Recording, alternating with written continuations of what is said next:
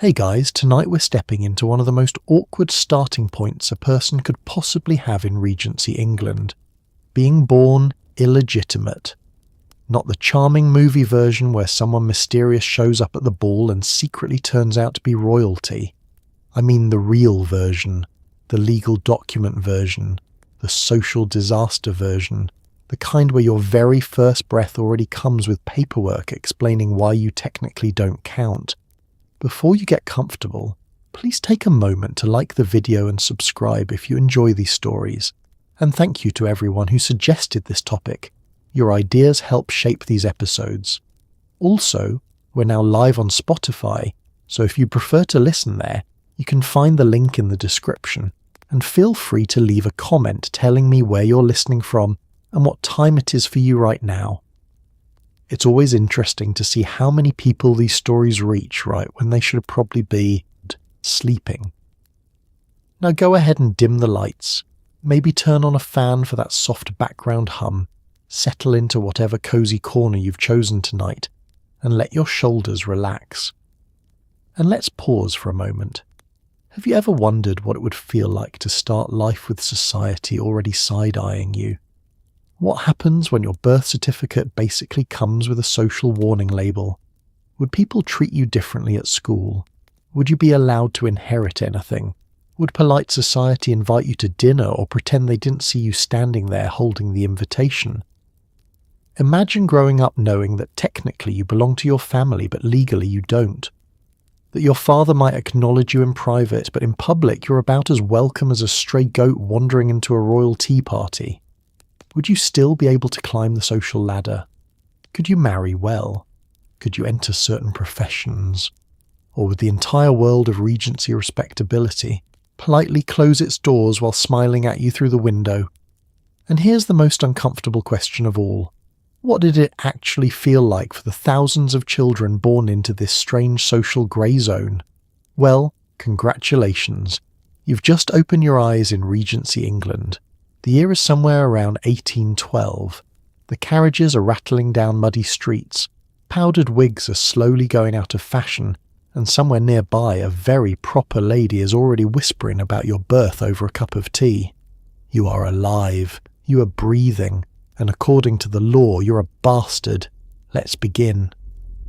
You begin life the way all humans do, screaming loudly while a room full of adults tries to figure out whether you're going to survive the night. But in Regency England, your birth isn't just a medical event, it's a legal situation.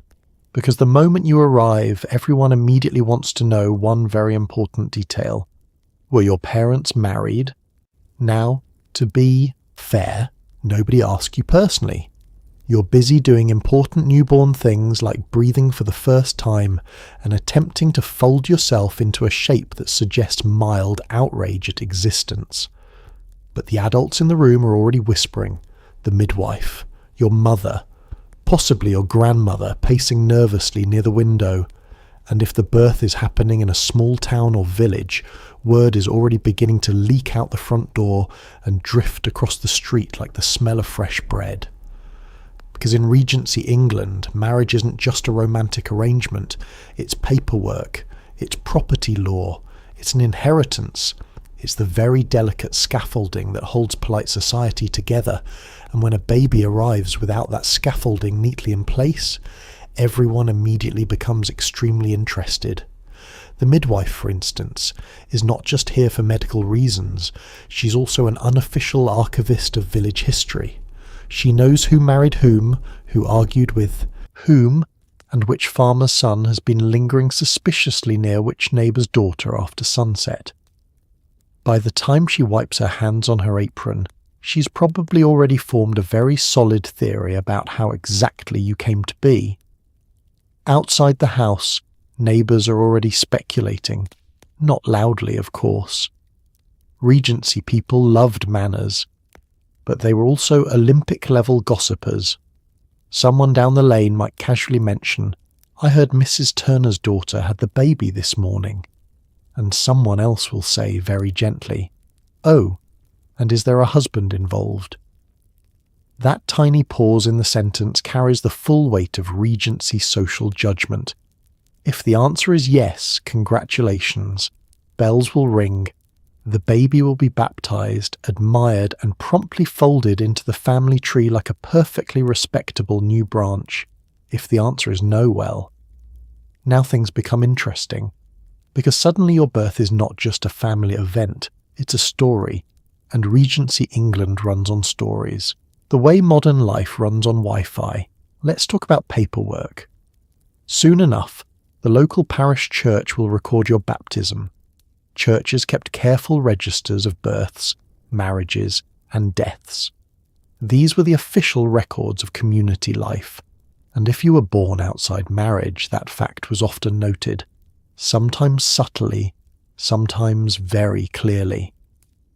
Imagine having your entire social reputation summarized in one neat line of ink before you can even hold your own head up.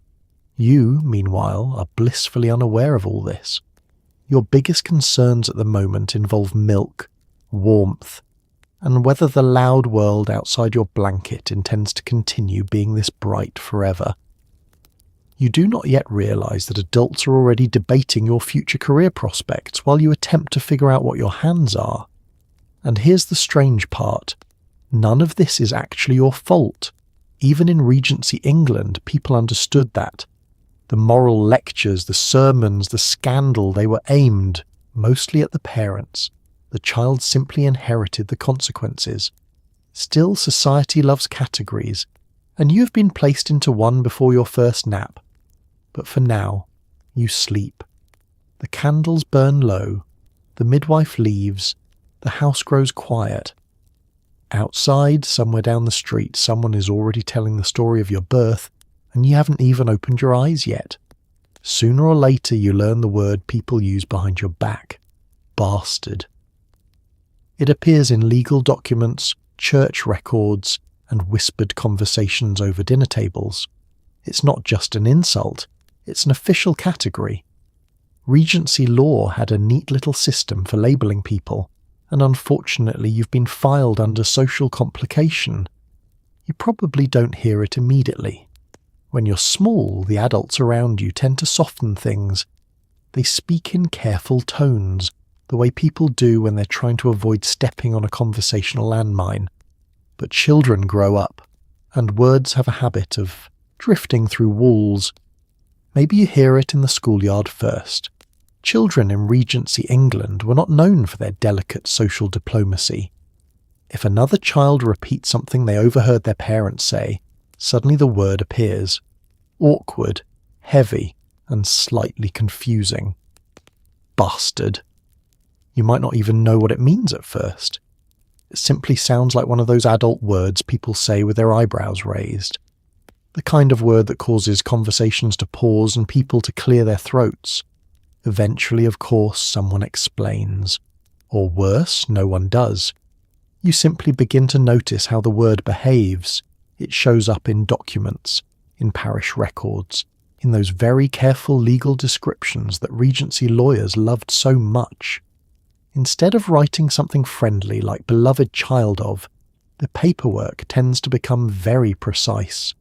Child of Mary Turner, father unknown. Or sometimes, illegitimate son. Which is a remarkably calm way of saying society has decided you arrived in the wrong administrative category. Legally speaking, the system is surprisingly blunt. English common law uses a Latin phrase that sounds almost poetic, filius nullius, child of no one. Now this doesn't mean your mother vanishes or your father evaporates into mist like a Regency-era ghost. It simply means that, in the eyes of inheritance law, you don't automatically belong to either parent's legal line, which is awkward. Because biologically speaking, you're very clearly somebody's child. But the law prefers tidy family trees, with branches labelled and inheritance paths neatly drawn, and you're more like a branch that grew sideways. The strange thing is that the word bastard isn't always shouted. In fact, most of the time it's used quietly. Regency society prided itself on politeness. People rarely insulted one another openly, unless they were extremely angry or writing anonymous pamphlets. Instead, the word appears in softer places, a conversation that stops when you enter the room, a glance between two neighbours during church, a slightly too careful introduction at a dinner gathering. This is the Regency version of social labelling. Nobody says it directly, but everyone knows the category. And yet, oddly enough, the word is everywhere. You'll see it in court cases, property disputes, parliamentary debates about inheritance law. Even great historical figures occasionally carried the label. Kings, generals, poets. History is full of people who technically began life in the same legal box, which means the word itself is both powerful and strangely common. In your daily life, though, it mostly behaves like a shadow. It follows you quietly. Sometimes it matters a great deal, especially when money, titles, or land are involved.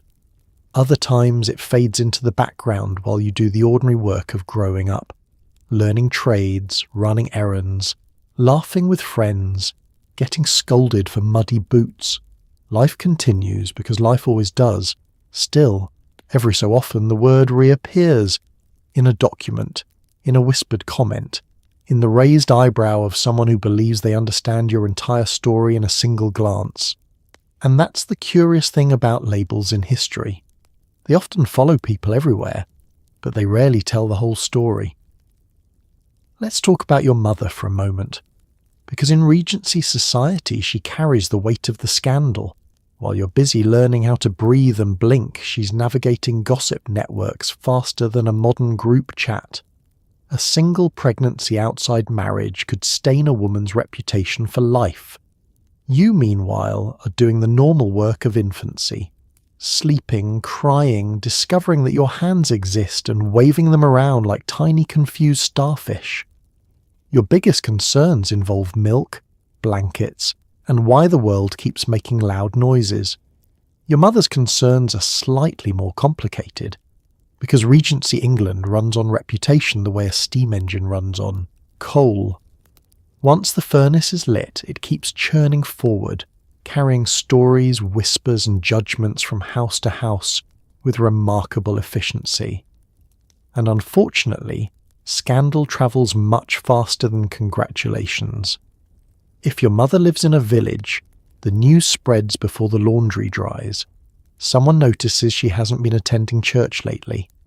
Someone else notices the midwife visiting the house. By the time the baby arrives, half the town has already built an entire theory around the situation. And Regency gossip is a very polite form of detective work. People ask questions without technically asking questions. Well, that's interesting. Such a shame. I do wonder who the father might be. The phrases float through the air like gentle little daggers wrapped in lace. For a woman in this era, reputation is everything. Respectability determines where she can live, who will employ her, and whether neighbours treat her kindly or with quiet suspicion. Marriage ideally protects that. Reputation. It forms a tidy social shield.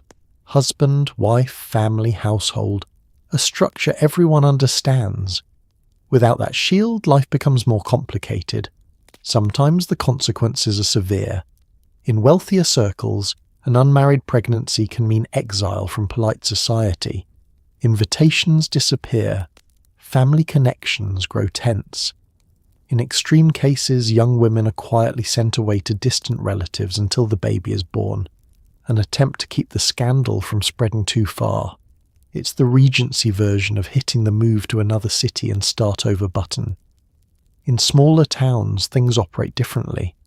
Villages rarely have the luxury of ignoring people completely. Everyone depends on everyone else.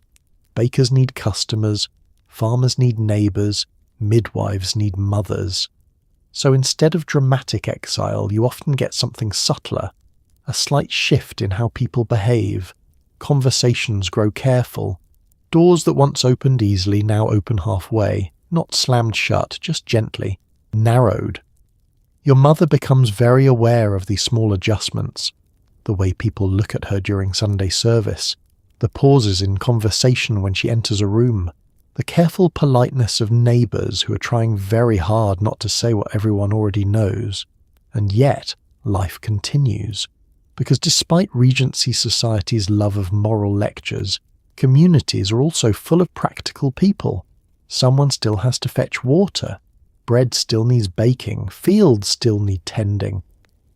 Over time, many women find ways to navigate this new reality. Some lean on supportive family members, mothers, sisters, cousins, women who quietly step in to help raise the child and absorb some of the social shock. Others rely on sheer resilience. Regency women were experts at endurance. They had to be. Your mother learns which neighbours are kind and which ones enjoy gossip a little too much. She learns which conversations to avoid and which smiles are genuine. And through all of it, she keeps doing the most important job of all, raising you. Because while society may be busy whispering about scandal, you remain blissfully unaware of your role in the drama. You simply grow, learning to crawl across wooden floors, learning to laugh at strange noises, learning that the world, despite its complicated opinions, is still a place full of warmth, food, and familiar voices. Meanwhile, your mother carries the reputation battle quietly on her shoulders, not because she wants to, but because in Regency England someone always has to. Your father might be a gentleman, he might be a soldier, he might be a wealthy landowner, or he might vanish faster than free cake at a Regency garden party. Legally speaking, unless he chooses to acknowledge you, he is not obligated to do very much at all. Which is a slightly uncomfortable situation, considering that half of your existence technically came from him. But Regency law is very particular about responsibility, and it tends to place most of the burden on the mother. Unless a father openly admits the child is his, the law often treats him like a suspiciously quiet bystander who just happened to be nearby during the entire event. You can imagine how convenient that arrangement might be. Sometimes, however, the father does remain involved. Perhaps he is an honourable sort. Perhaps he feels genuine affection for the child. Or perhaps he simply wishes to avoid the kind of scandal that might ripple through polite society if people begin whispering too loudly. In those cases, the father might acknowledge you carefully, quietly, and usually without too much official paperwork. He might provide money. He might arrange for schooling. He might visit occasionally, standing awkwardly in the doorway like a man who suddenly realizes parenting comes with far more emotional complexity than he expected. These arrangements often exist in a strange middle ground. You may know who your father is. Your mother certainly knows. The neighbours probably know as well. In fact, the only person pretending not to know might be the legal system. This creates one of those classic Regency contradictions. Everyone understands the truth, but society politely agrees not to put it in writing.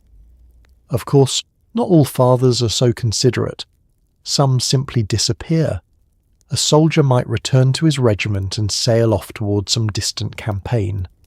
A travelling merchant might pack his ledgers and continue down the road.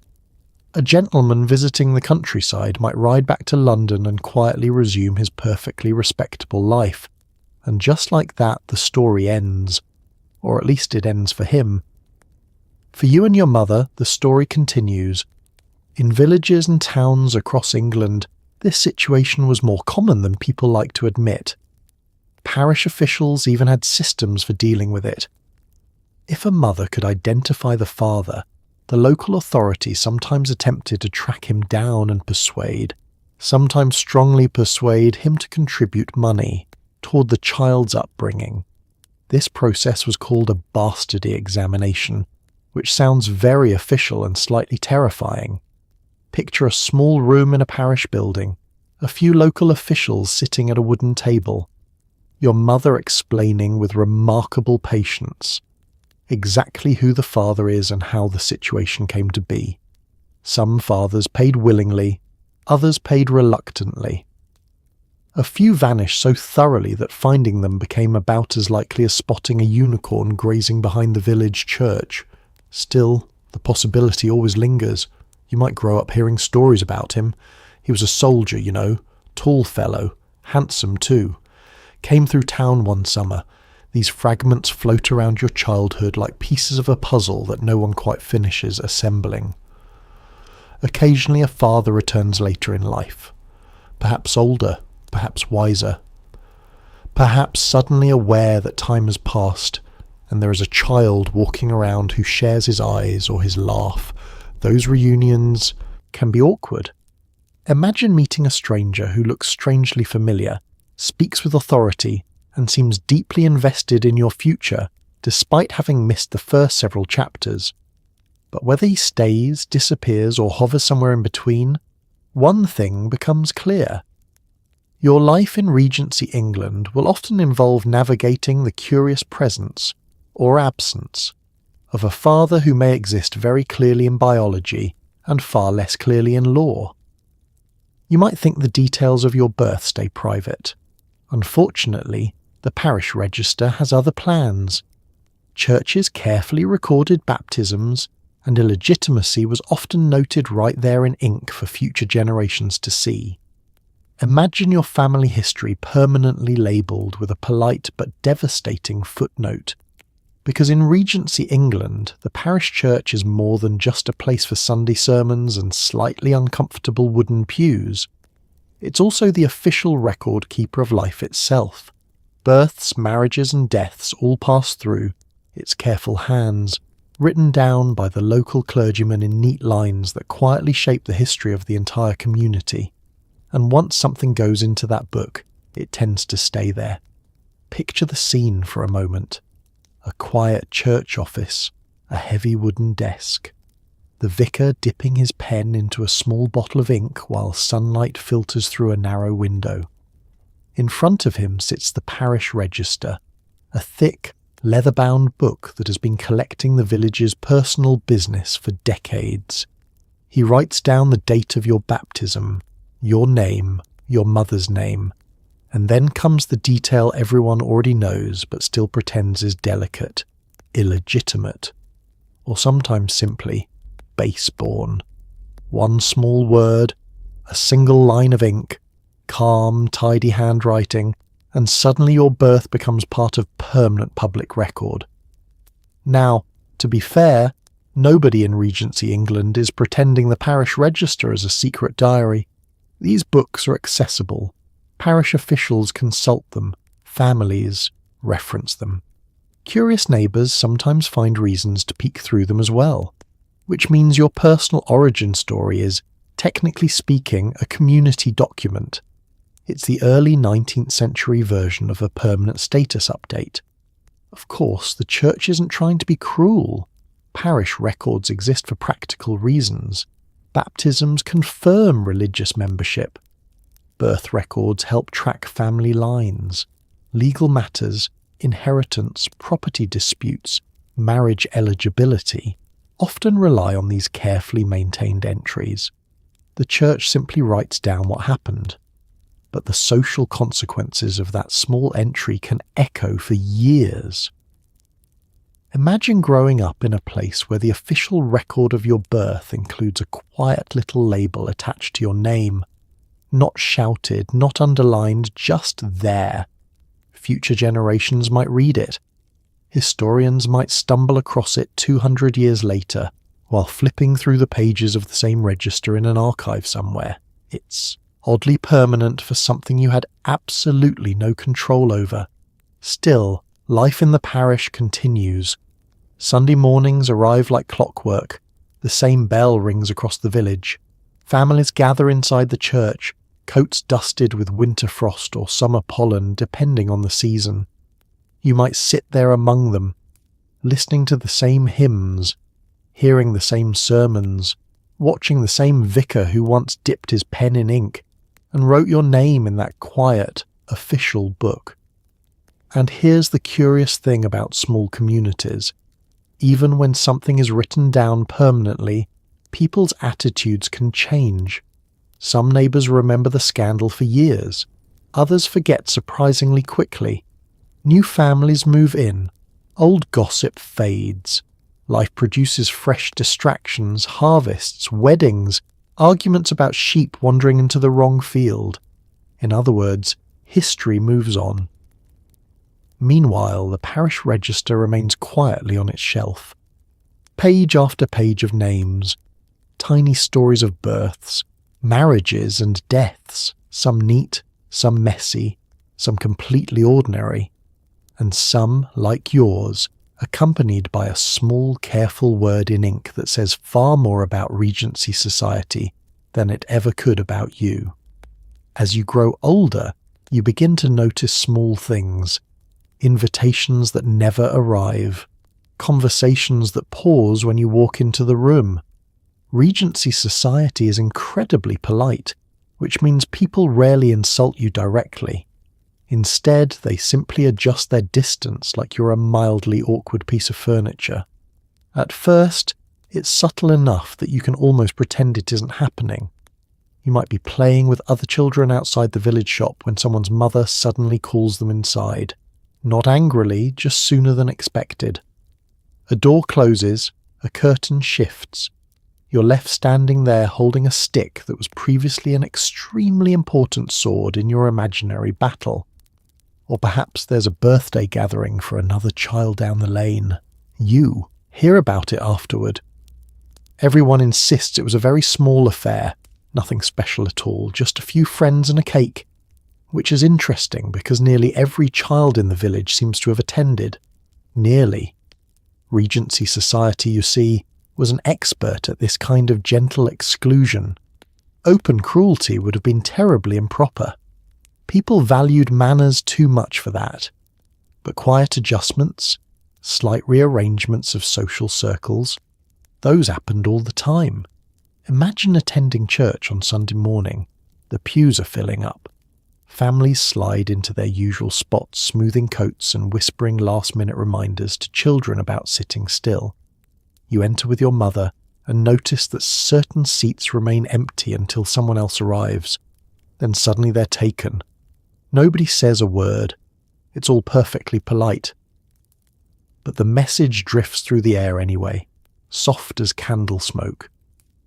As you grow older, you begin to develop a kind of social radar, a quiet awareness of where you're welcome and where you're merely tolerated. It's not written anywhere, but you feel it in the way conversation shifts slightly when you approach. Adults become masters of this careful balancing act. Some treat you warmly, determined not to punish a child for circumstances they had no control over. These are the neighbours who smile easily, who offer you bread from their kitchen, or ask about your day in genuine tones. Others remain cautious. They're not unkind. They're simply aware of the invisible rules that shape Regency society. Rules about reputation, family background, and the delicate art of maintaining one's social standing. And sometimes, unfortunately, you become part of that calculation. It's rarely dramatic. No one points a finger. No one stands up during dinner and announces, "Ah, yes, here comes the scandalous child." Instead, it's all handled with the elegance of polite avoidance. Perhaps a family hesitates before letting their daughter walk home with you. Perhaps invitations to certain gatherings quietly bypass your doorstep. Perhaps conversations about lineage or inheritance grow noticeably quieter when you're nearby. It's the social equivalent of someone slowly scooting their chair a few inches away. Still, life continues. You go to school if the family can manage it. You run errands. You explore fields and hedgerows and learn the geography of your world the way children always have, through scraped knees and muddy boots. And among other children, things can be surprisingly normal. Kids are often less interested in family scandals than adults expect. A good climbing tree, a fast-running dog, or a shared dislike of arithmetic can erase social barriers remarkably quickly. Until, of course, someone repeats something they overheard at home. Then the quiet distance returns, drifting back into place like fog over a field. Over time, you learn to navigate it. You discover which doors open easily and which ones stay, politely closed. You develop friendships in unexpected places. You build your own small territory within the wider social landscape. Because even in a society full of careful manners and invisible boundaries, life has a way of pushing forward. Children grow up, communities change, and sometimes the awkward piece of furniture people tried to step around turns out to be far more interesting than they expected. Children, of course, are not nearly as polite as adults. Schoolyards, village greens, and church gatherings can become uncomfortable reminders that other kids belong neatly inside families that the law fully recognizes. You belong, but not quite the same way. At first, childhood feels wonderfully normal. You run through fields. You chase chickens you absolutely should not be chasing. You climb trees that your mother specifically told you not to climb 5 minutes earlier. Your days revolve around the important business of sticks, stones, muddy shoes, and figuring out which neighbour owns the friendliest dog. Children are very good at living in the present, and most of the time, the other kids treat you just like anyone else. If you can throw a ball, climb a fence, or tell a halfway decent ghost story after sunset, you're already halfway to earning a place in the group. But every so often, something shifts. Maybe it's during a lesson at the local schoolhouse. The teacher is explaining family names, inheritance, or the importance of marriage in polite society. A few curious eyes turn toward you. Nothing dramatic. Just a quiet moment where everyone suddenly remembers a detail they weren't thinking about a minute ago. Or perhaps it happens during church. After the service ends, families gather outside beneath the tall stone walls. Mothers chat about the weather, fathers discuss crops or trade, and children drift around the yard in loosely organised games of tag. One of the other kids repeats something they overheard at home. Kids are excellent messengers for adult gossip. Sometimes they don't even realise what they're saying. My father says you don't have a proper father.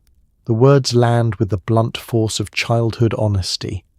No polite phrasing, no careful social cushioning, just the simple, curious observation of a child repeating information the way they repeat anything else. And suddenly the game of tag feels a little less fun. You might not fully understand the legal meaning of your status yet, but you understand tone. You understand the strange mixture of curiosity and judgment that sometimes appears in other children's voices. You belong in the village, you live here, you play here, you attend the same church, walk the same roads, and splash in the same muddy puddles after rainstorms.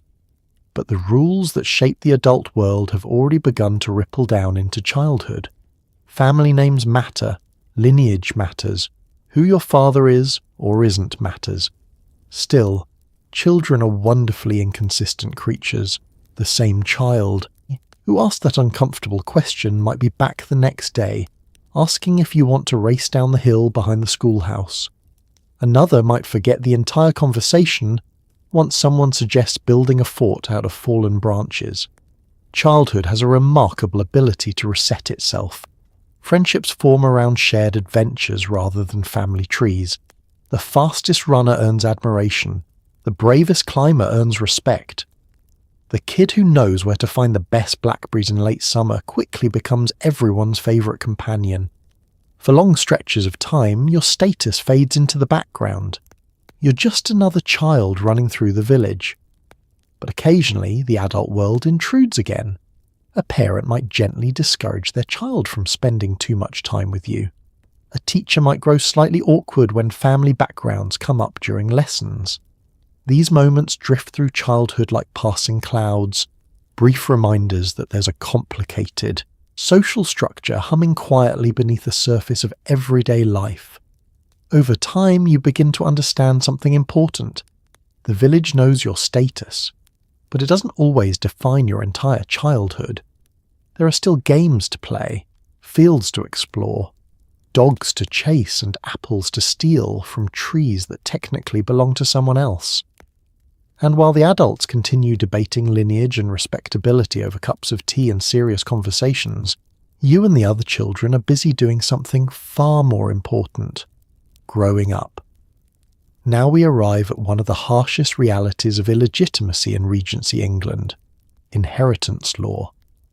Under English common law, illegitimate children were legally considered filius nullius, the child of no one, which sounds dramatic but essentially means you inherit absolutely nothing automatically.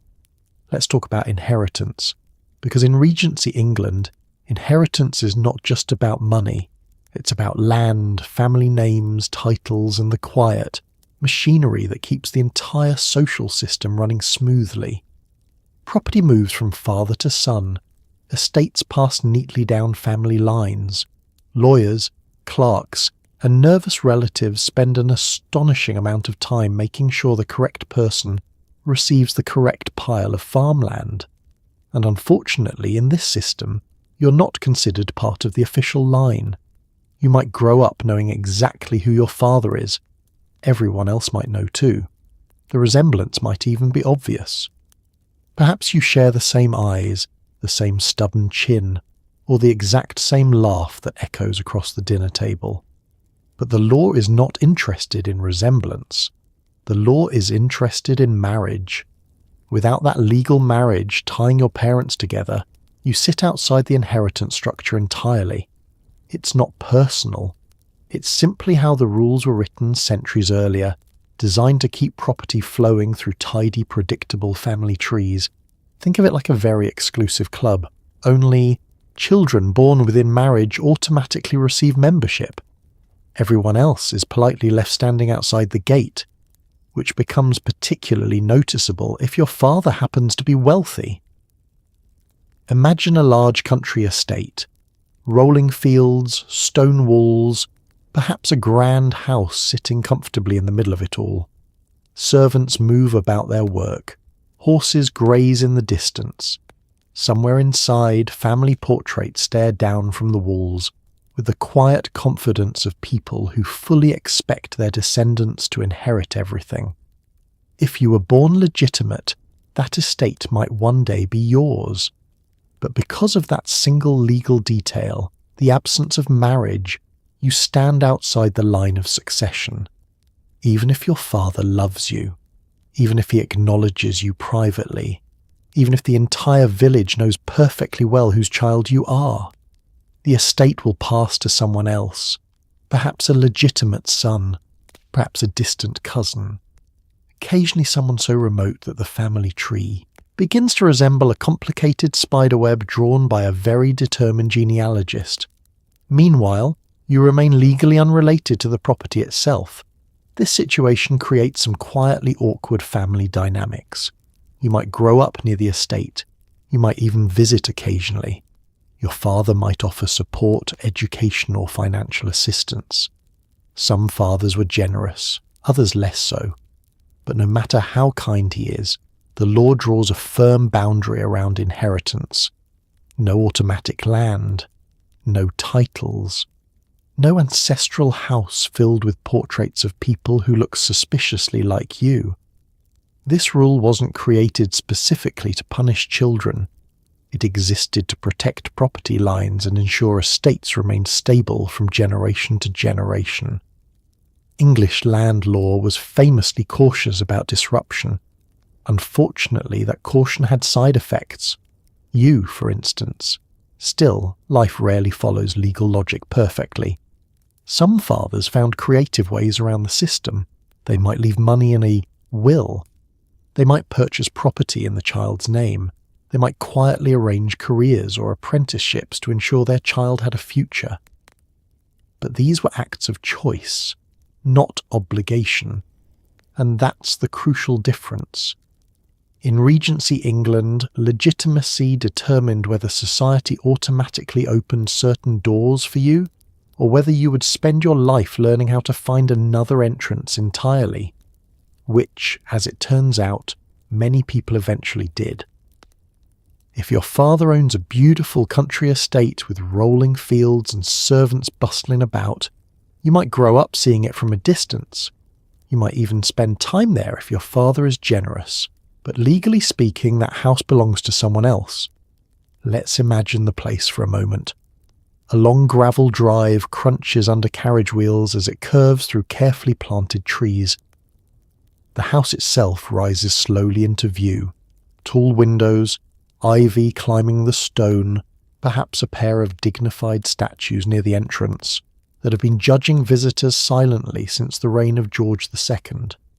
Inside, everything speaks of continuity. Portraits of ancestors line the walls, serious men in powdered wigs, women in elaborate gowns, all staring forward as if they personally supervised the construction of the family fortune. Beneath them stretch polished floors, fireplaces large enough to roast entire dinners, and hallways that seem specifically designed for dramatic entrances. It's the sort of place where history lives comfortably. And technically, part of that history includes you. Perhaps you visit occasionally. Maybe your father arranges for you to come during the summer months, when the gardens are blooming and the estate feels less formal. You might walk along the gravel paths, watching gardeners trim hedges into shapes that suspiciously resemble geometry lessons. Servants may greet you politely. After all, they know who you are. Servants always know everything. But there is an unspoken understanding, floating quietly through the halls. You are a guest, a welcome guest perhaps, a familiar one, but still a guest. Because estates in Regency England are not simply homes, they are legal structures, carefully organised to pass from one generation to the next. Land, buildings, titles, and wealth move along predetermined paths that lawyers have been perfecting for centuries, and you are not on that path. Imagine standing in the great dining room during a family gathering. Candles flicker across long wooden tables, while conversations drift through the air like gentle smoke. Someone mentions inheritance. A relative clears their throat. Everyone suddenly becomes very interested in their soup. It's not that people are trying to be cruel. In fact, many families handled these situations with remarkable tact. But the rules of inheritance are so deeply embedded in society that they quietly shape every conversation about the future. One day, this estate will belong to someone, perhaps a legitimate son, perhaps a nephew, occasionally even a distant cousin who's been living comfortably in another county, blissfully unaware that he is slowly drifting toward unexpected wealth. But whoever inherits the estate, the law has already decided that it will not be you. This creates a strange emotional landscape. You might feel affection for the place. After all, you've walked its gardens, watched its horses, maybe even learned to read beside its fireplaces. The estate might feel like part of your world. Yet at the same time, you understand something important. It is not your future. You're standing beside the road rather than on it. Still, life rarely remains entirely rigid. Some fathers found ways to soften the edges of this reality. They might set aside money in a will, purchase a small property elsewhere, or arrange opportunities that allowed their child to build a different life. A shop, a military career, a profession in the city, not the grand estate, but a life of their own making. And over time, something interesting happens. The estate remains exactly where it has always been, standing proudly in its fields, passing from heir to heir like a carefully guarded treasure. Meanwhile, you step beyond its gates, into a world that may not have been planned for you, but one that still holds possibilities all the same. Sometimes a father does acknowledge his illegitimate child. This helps socially, but it creates a new kind of awkwardness. You might be allowed at the dinner table, but never quite in the same position as legitimate siblings. It's like being invited to the party, but seated next to the coat rack. Now, to be clear, acknowledgement in Regency England is not a small thing. Many fathers never admit anything at all. They vanish into the countryside, disappear into the army, or suddenly develop a very busy schedule that prevents them from being within 50 miles of the situation. So if your father does step forward and say, yes, the child is mine, that already places you in a somewhat unusual category. But acknowledgement is not the same as equality. Imagine arriving at the family home for a visit. The servants recognize you. They've seen you before. They greet you politely, perhaps even warmly. Your father might clap you on the shoulder or ask how you've been getting on with your studies. Everything feels almost normal. Almost. Because family life in Regency England runs on invisible seating charts. At the dinner table, for instance, positions matter. Who sits closest to the head of the table? Who is seated beside whom? Who speaks first during conversation? These details are subtle, but everyone understands what they mean. Your legitimate siblings sit where they always have. You sit slightly further down, not banished to the kitchen, of course. This is still a respectable household, but perhaps a chair near the edge of the table, close enough to be included in conversation, far enough to avoid confusion about hierarchy. It's the social equivalent of saying welcome, but let's keep the paperwork clear. Conversations can be similarly delicate. Your father might ask about your schooling, your interests, your plans for the future. He may show genuine pride in your accomplishments. After all, you're still his child in a very real sense. But certain topics float carefully around the room, like fragile glass ornaments, inheritance, family titles, the long-term future of the estate. When those subjects appear, the atmosphere shifts slightly. Someone changes the topic. A sibling asks about the weather. A servant suddenly arrives with more bread, creating a convenient distraction.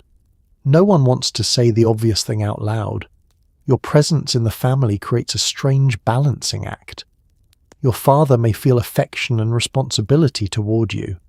At the same time, he must preserve the structure of legitimacy that protects his household's legal future. Your legitimate siblings may feel curiosity, sympathy, or even friendship toward you. But they are also aware that the family line runs through them, not through you. Everyone behaves politely, everyone understands the situation, and so the evening continues with careful grace. There may be moments of genuine warmth, shared laughter, stories told by the fire. Perhaps you and your siblings even sneak away from the adults to talk freely in the garden or the stables, where the rules of social structure seem less important. But the underlying reality never fully disappears. You belong to the family, yet you also orbit it. Like a moon circling a planet close enough to feel its gravity, but never quite becoming part of the central structure. Still, acknowledgement offers something valuable: connection, education, opportunity. Many illegitimate children in Regency England had none of these things. Being recognised by your father might open doors that would otherwise remain firmly closed, so while the situation is awkward, it is also strangely fortunate. You may not inherit the estate, you may never occupy the head of the table, but you are present, you are known, and in a society obsessed with lineage and legitimacy, sometimes simply being acknowledged is enough to change the course of a life. Money can soften many problems in Regency England. Wealthy fathers sometimes arrange financial support, education, or apprenticeships for their illegitimate children. It doesn't erase the stigma, but it can open doors that remain firmly shut for poorer families. Let's begin with the simple truth about Regency society. Money talks. It talks loudly, politely, and often with a charming accent that convinces people to overlook things they might otherwise discuss endlessly over tea. If your father happens to be wealthy, your life can look very different from that of other illegitimate children. The scandal does not disappear, of course. Society still knows the circumstances of your birth. That quiet little label, illegitimate, still floats around conversations like an overly curious ghost. But wealth has a remarkable ability to smooth rough edges. Instead of growing up with limited options, you might receive an allowance, not enough to rival the legitimate heirs of the estate, but enough to ensure that you're clothed, educated, and reasonably comfortable. Perhaps your father arranges for you to attend a respectable school. Nothing too grand. Eton is probably out of the question, but a solid grammar school where you can learn Latin, arithmetic, and the extremely important Regency skill of writing letters that sound both polite and slightly intimidating. Education in this world is currency. If you can read well, write clearly, and hold a conversation without accidentally insulting someone's aunt, doors begin to open. Your father might also arrange an apprenticeship. This was one of the most common solutions. Apprenticeships allowed young men to learn trades that could support them for life. You might be placed with a lawyer, a merchant, a printer, or a shipbuilder. Over several years, you would learn the trade, build connections, and eventually earn the right to practice it yourself. For illegitimate sons, this could be a path toward independence. You may not inherit land, but you could build a profession. If you're particularly fortunate, your father might help you purchase a commission in the military. The British Army and Navy were full of young men who had gained their positions through family money and connections. Once you're wearing a uniform and marching confidently across a parade ground, people tend to focus less on your birth and more on your rank. And if you happen to perform bravely in battle, society can become surprisingly forgiving. For daughters, the situation is slightly different but still influenced by wealth. A father might provide a small dowry, a financial gift that improves marriage prospects. It may not be as large as the dowries offered to legitimate daughters, but it can still make the difference between a difficult future and a respectable marriage. In some cases, daughters were placed in respectable households as companions or governesses, positions that allowed them to earn a living while remaining within polite society. Again, none of this erases the social label. People still know. But wealth allows for careful management of appearances. You might grow up in a comfortable house rather than a struggling one. You might wear good clothing, receive a solid education, and move through society with a certain quiet confidence. And in Regency England, appearances matter tremendously. People are often willing to overlook inconvenient details when someone behaves respectably, dresses well, and knows which fork to use at dinner. Of course, this creates a strange contrast. Two children might share the same legal status, both illegitimate, but their lives could unfold in completely different ways depending on the financial situation of their fathers. One struggles, the other quietly succeeds. And so wealth, while it cannot rewrite the law or erase society's judgment entirely, becomes something like a social cushion. It doesn't remove the obstacle, but it does make the landing a little softer. Regency society became very good at handling delicate situations quietly. Discreet allowances, private schooling, distant guardians, or placements with relatives were common solutions. Entire systems evolved to make illegitimacy slightly less visible. Let's talk about arrangements, because if Regency England excelled at anything besides tea, long letters, and dramatic waistcoats, it was the art of quietly solving embarrassing problems without ever admitting there was a problem in the first place. And illegitimacy, as you've probably noticed by now, was considered extremely embarrassing. Not tragic, not shocking, just socially inconvenient. So the upper and middle classes developed a kind of quiet social machinery designed to smooth things over, not loudly, not publicly, but with the same careful efficiency used to organize estates and marriages. First came the allowance. If a father had money and a sense of responsibility, he might arrange for a small yearly payment to support the child. This was often done through a lawyer or family intermediary, so that everything remained discreet. Money would arrive regularly, but quietly. No public announcements, no dramatic acknowledgements. Just an envelope appearing at predictable intervals like a polite ghost paying rent. Next came education.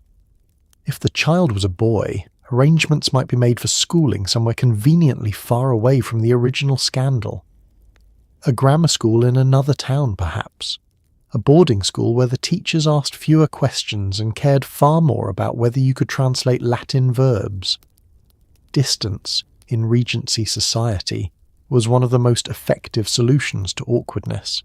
The further away something happened, the easier it became to pretend it hadn't happened at all. For girls, the arrangements could look slightly different. A daughter might be placed with relatives, an aunt in another county, a grandmother in the countryside, or a distant cousin who had both a spare room and a willingness to help smooth over family complications. Officially, the child was simply being raised by family, which, technically speaking, was true. But everyone involved understood the deeper purpose: relocate the evidence.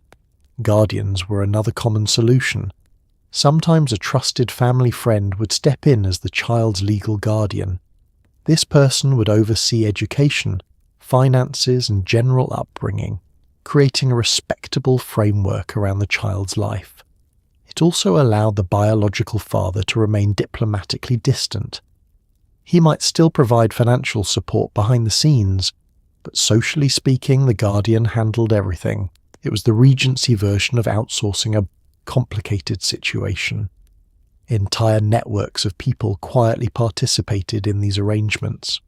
Lawyers drew up financial agreements. Clergymen recorded baptisms and occasionally helped place children with sympathetic families. Relatives stepped in to offer homes, guidance, or simply the protection of a different surname. No one wrote pamphlets about it. No one discussed it loudly at dinner parties. But the system existed everywhere. Because despite Regency society's obsession with respectability, illegitimacy was far from rare. People made mistakes. People fell in love unwisely. People behaved impulsively at dances, garden parties, and quiet countryside visits. And when those moments produced children, the quiet industry of arrangements went to work. The goal wasn't cruelty. In many cases, it was actually compassion, just wrapped in layers of social discretion. Families wanted the child cared for. They wanted the scandal minimized. And most importantly, they wanted life to continue, moving forward without turning the situation into a public spectacle.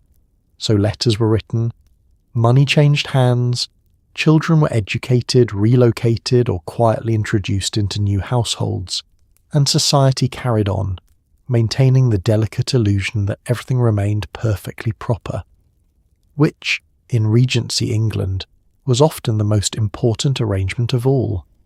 If your father decides to support you, you might receive a respectable education, tutors, grammar schools, maybe even university someday. But without that support, opportunities shrink dramatically. Your future begins to hinge on one person's willingness to help. And in Regency England, education is not just about learning interesting facts or improving your handwriting. It's the difference between two completely different futures. Let's start with the more fortunate version. Suppose your father is both wealthy and slightly sentimental. Perhaps he sees something of himself in you, the same eyes, the same stubborn way of arguing about small things. One afternoon, after staring thoughtfully into the fireplace, he decides that you should be given a proper start in life. Soon arrangements are made. A tutor might appear first. Tutors were often educated men who travelled from household to household teaching. Reading, writing, Latin, mathematics, and the complicated art of behaving like a gentleman. Lessons take place in quiet rooms with tall windows, stacks of books, and the occasional impatient tapping of a ruler when you forget a Latin verb. You learn quickly that Latin is everywhere in Regency education.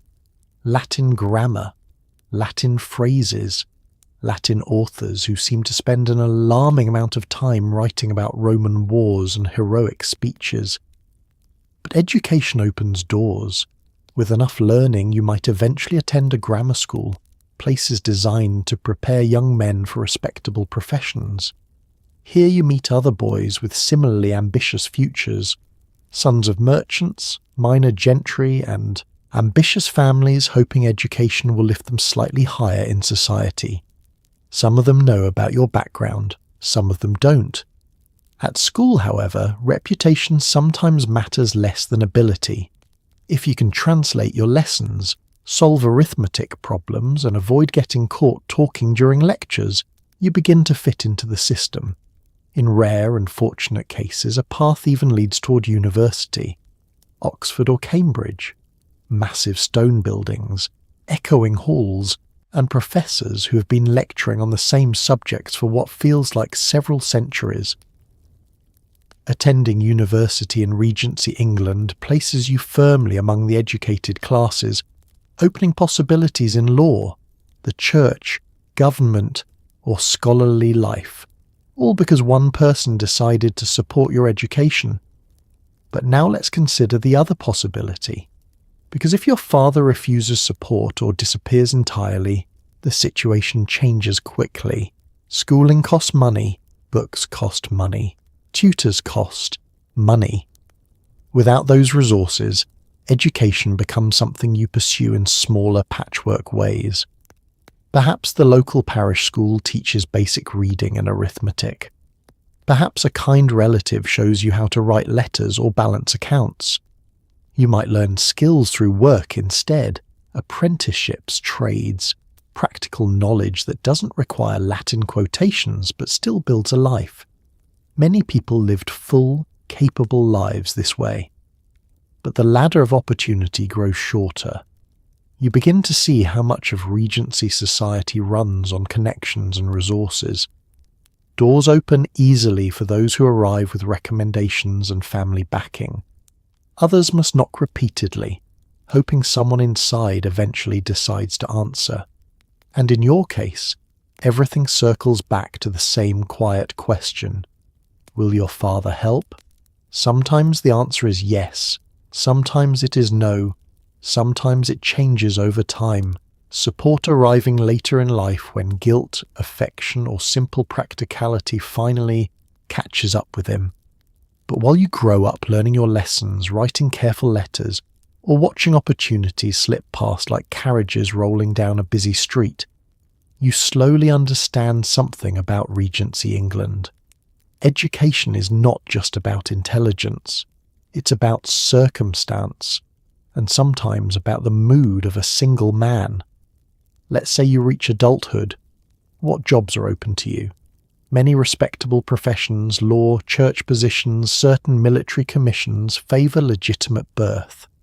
That doesn't mean you're barred completely, but the climb becomes steeper. Now adulthood arrives the way it often does in history, quietly and without much warning. One moment you're a child chasing chickens through muddy lanes. The next moment people begin asking what you plan to do with your life, which, in Regency England, is not a casual question, it's a serious one. Because a man's profession determines his income, his social standing, and sometimes even the tone people use when they greet him at dinner. So let's examine the options. First, there are the professions that look respectable on paper, but are quietly difficult for someone with your background. Take the church, for instance. Becoming a clergyman required education, connections, and often a patron willing to recommend you for a parish position. Many clergymen came from respectable families who could vouch for their character. Being born illegitimate doesn't automatically forbid you from entering the church, but it certainly complicates the application. Imagine presenting yourself to a bishop or patron and explaining your family background. The conversation might remain polite, but the enthusiasm could cool slightly, like tea left too long on the windowsill. Then there is the law. Lawyers in Regency England train through apprenticeships known as reading the law under an established attorney. Again, it was possible for someone of illegitimate birth to enter the profession, especially if they possessed intelligence and a helpful sponsor. But connections mattered enormously, and if your family tree looks a little unconventional, certain doors may open more slowly. Now, let's consider the military. The British Army and Navy were somewhat more flexible.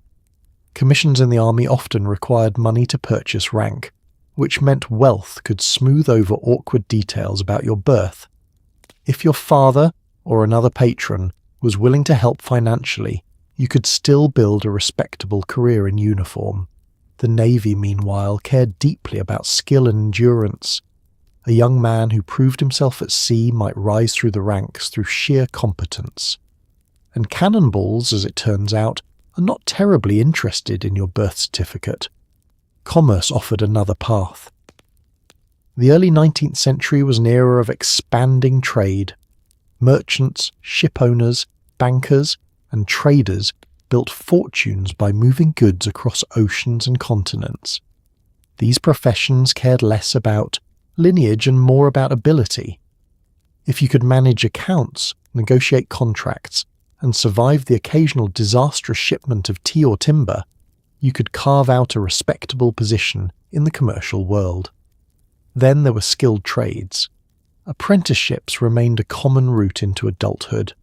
A blacksmith, printer, carpenter, or watchmaker might train you for several years until you could practice the trade yourself. These careers rarely came with aristocratic prestige, but they offered something extremely valuable: independence. In fact, many illegitimate sons found that practical professions suited them well. Without the expectation of inheriting estates or managing family titles, they often developed skills and resilience that allowed them to build their own futures. And sometimes that independence proved surprisingly powerful. Because while Regency society cared deeply about lineage, it also admired success: a successful merchant, a respected officer, a skilled craftsman with a thriving business. These people earned recognition through accomplishment rather than ancestry. So yes, the climb might be steeper for you. Certain doors remain closed, others open only halfway. But Regency England, for all its rigid social rules, still contained pathways for determined individuals willing to work their way forward. You might not inherit a title. You might not sit comfortably among the ancient families whose portraits hang in long galleries. But with enough persistence and perhaps a little luck, you can still build something valuable: a career, a reputation, a life that belongs entirely to you. The Church of England viewed illegitimacy as both a moral issue and a social one. Clergy might show compassion toward the child while still reinforcing the moral expectations placed on parents. Which means you grow up hearing sermons that feel suspiciously personal. Now, the church in Regency England is not just a place where people quietly sing hymns and try not to cough too loudly during long prayers. It is the centre of community life. Births are recorded there, marriages are celebrated there, funerals pass through its doors with solemn regularity.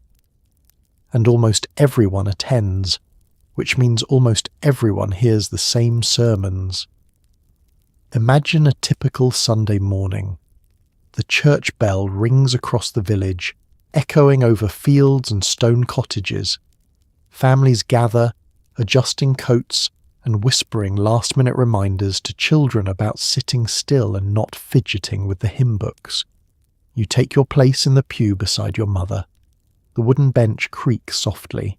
Sunlight filters through tall windows, casting pale shapes across the stone floor. The air smells faintly of old wood, candle wax, and the lingering chill of English mornings. Then the vicar begins to speak. Clergy in this period often preached about morality, responsibility, and proper conduct. These themes were not random. The church saw itself as the guardian of social order, gently, reminding people how life was supposed to work. Marriage was sacred. Families were meant to be stable. Children were ideally born within that carefully structured framework. So when a sermon touches on these topics, which it frequently does, you may notice a strange sensation. The message feels directed. Not directly, of course. No respectable clergyman would stand at the pulpit and point dramatically across the church shouting, "You there? Yes, you specifically."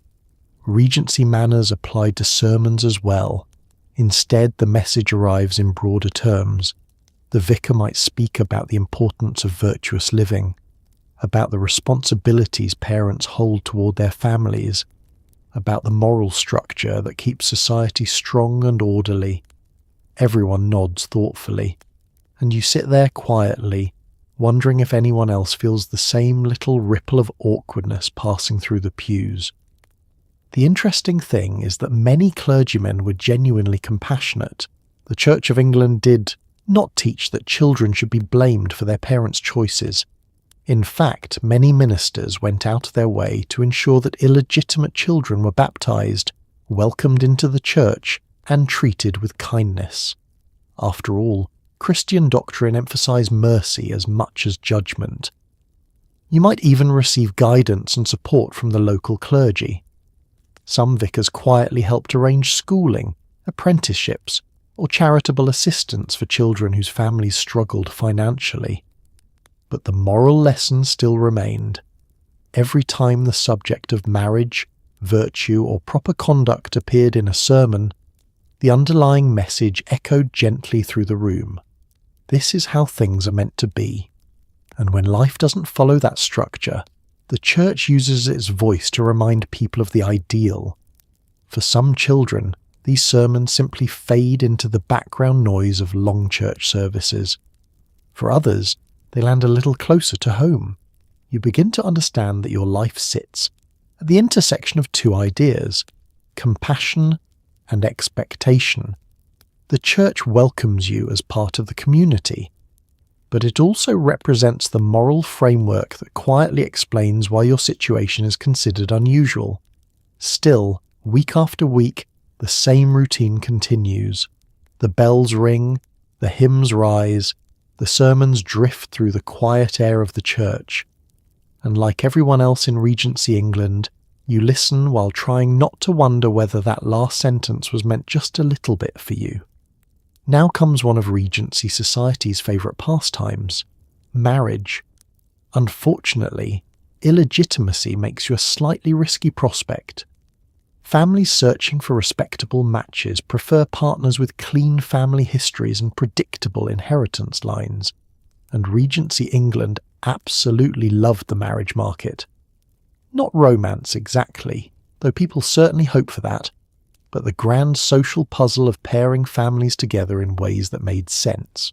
Marriage-connected estates, merged fortunes, stabilised reputations, and produced legitimate heirs who would carry family names forward. Think of it less like modern dating and more like a polite candlelit business negotiation with dancing. Now imagine entering that world with a slightly unusual biography. You may be charming, intelligent, handsome or beautiful. Perhaps you have excellent manners and the ability to hold a conversation without accidentally insulting someone's second cousin. But somewhere in the background sits a quiet detail about your birth. And in Regency matchmaking, background details matter enormously. Picture a typical social gathering, a dinner party perhaps, or a ball held in a grand assembly room. Candles glow along the walls while musicians play soft waltzes and polite conversations swirl around the room. Parents watch carefully. Young people dance, and introductions are made.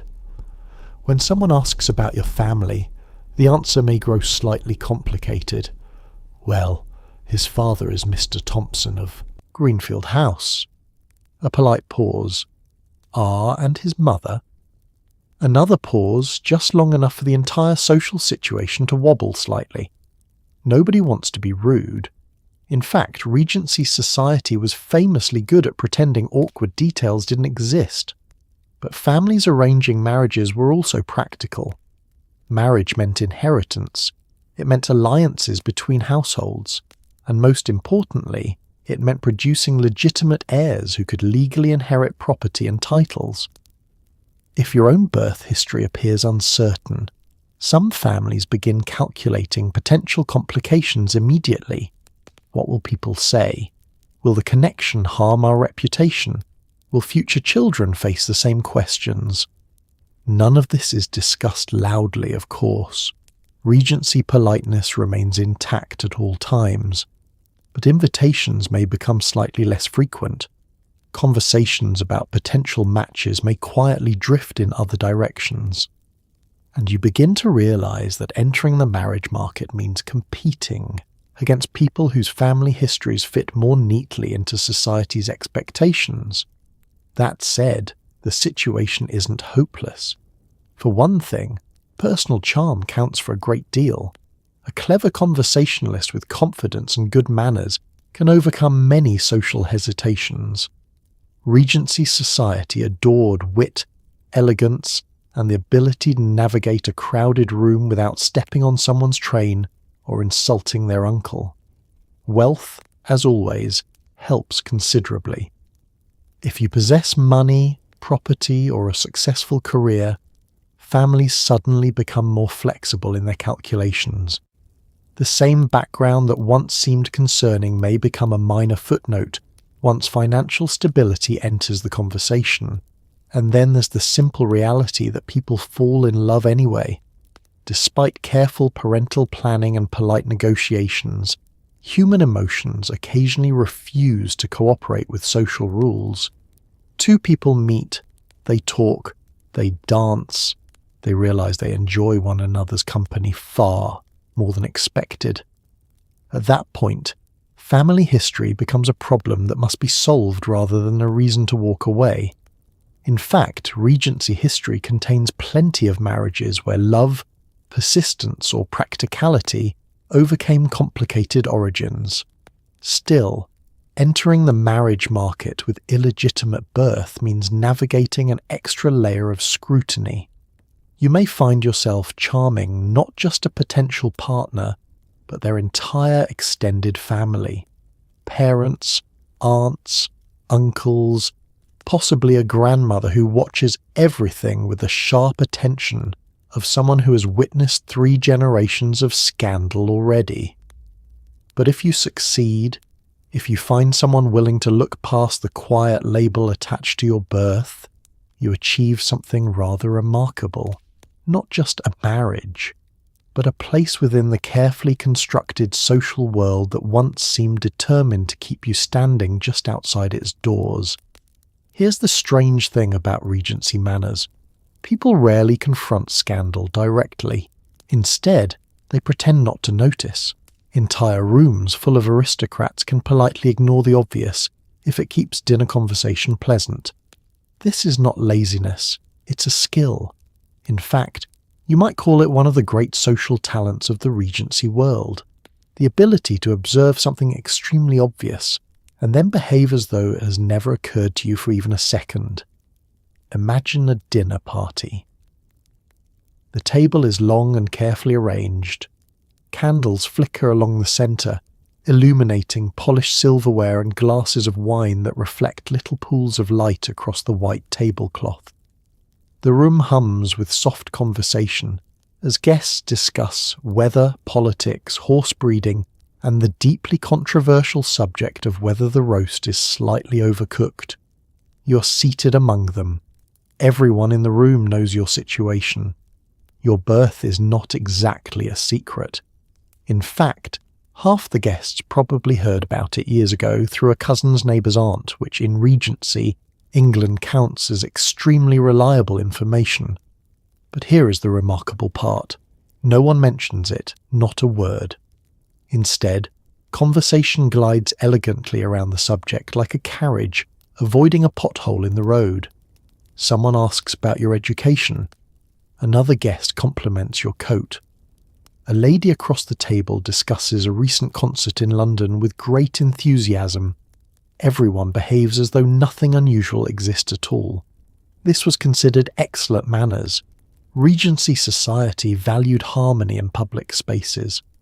Openly embarrassing someone was seen as far worse than quietly ignoring a complicated truth. If a situation threatened to disrupt polite conversation, the entire room would collectively perform a kind of social choreography designed to steer around it. You might see it happen in small ways. A guest begins asking about your family history, then suddenly remembers they are very interested in the soup.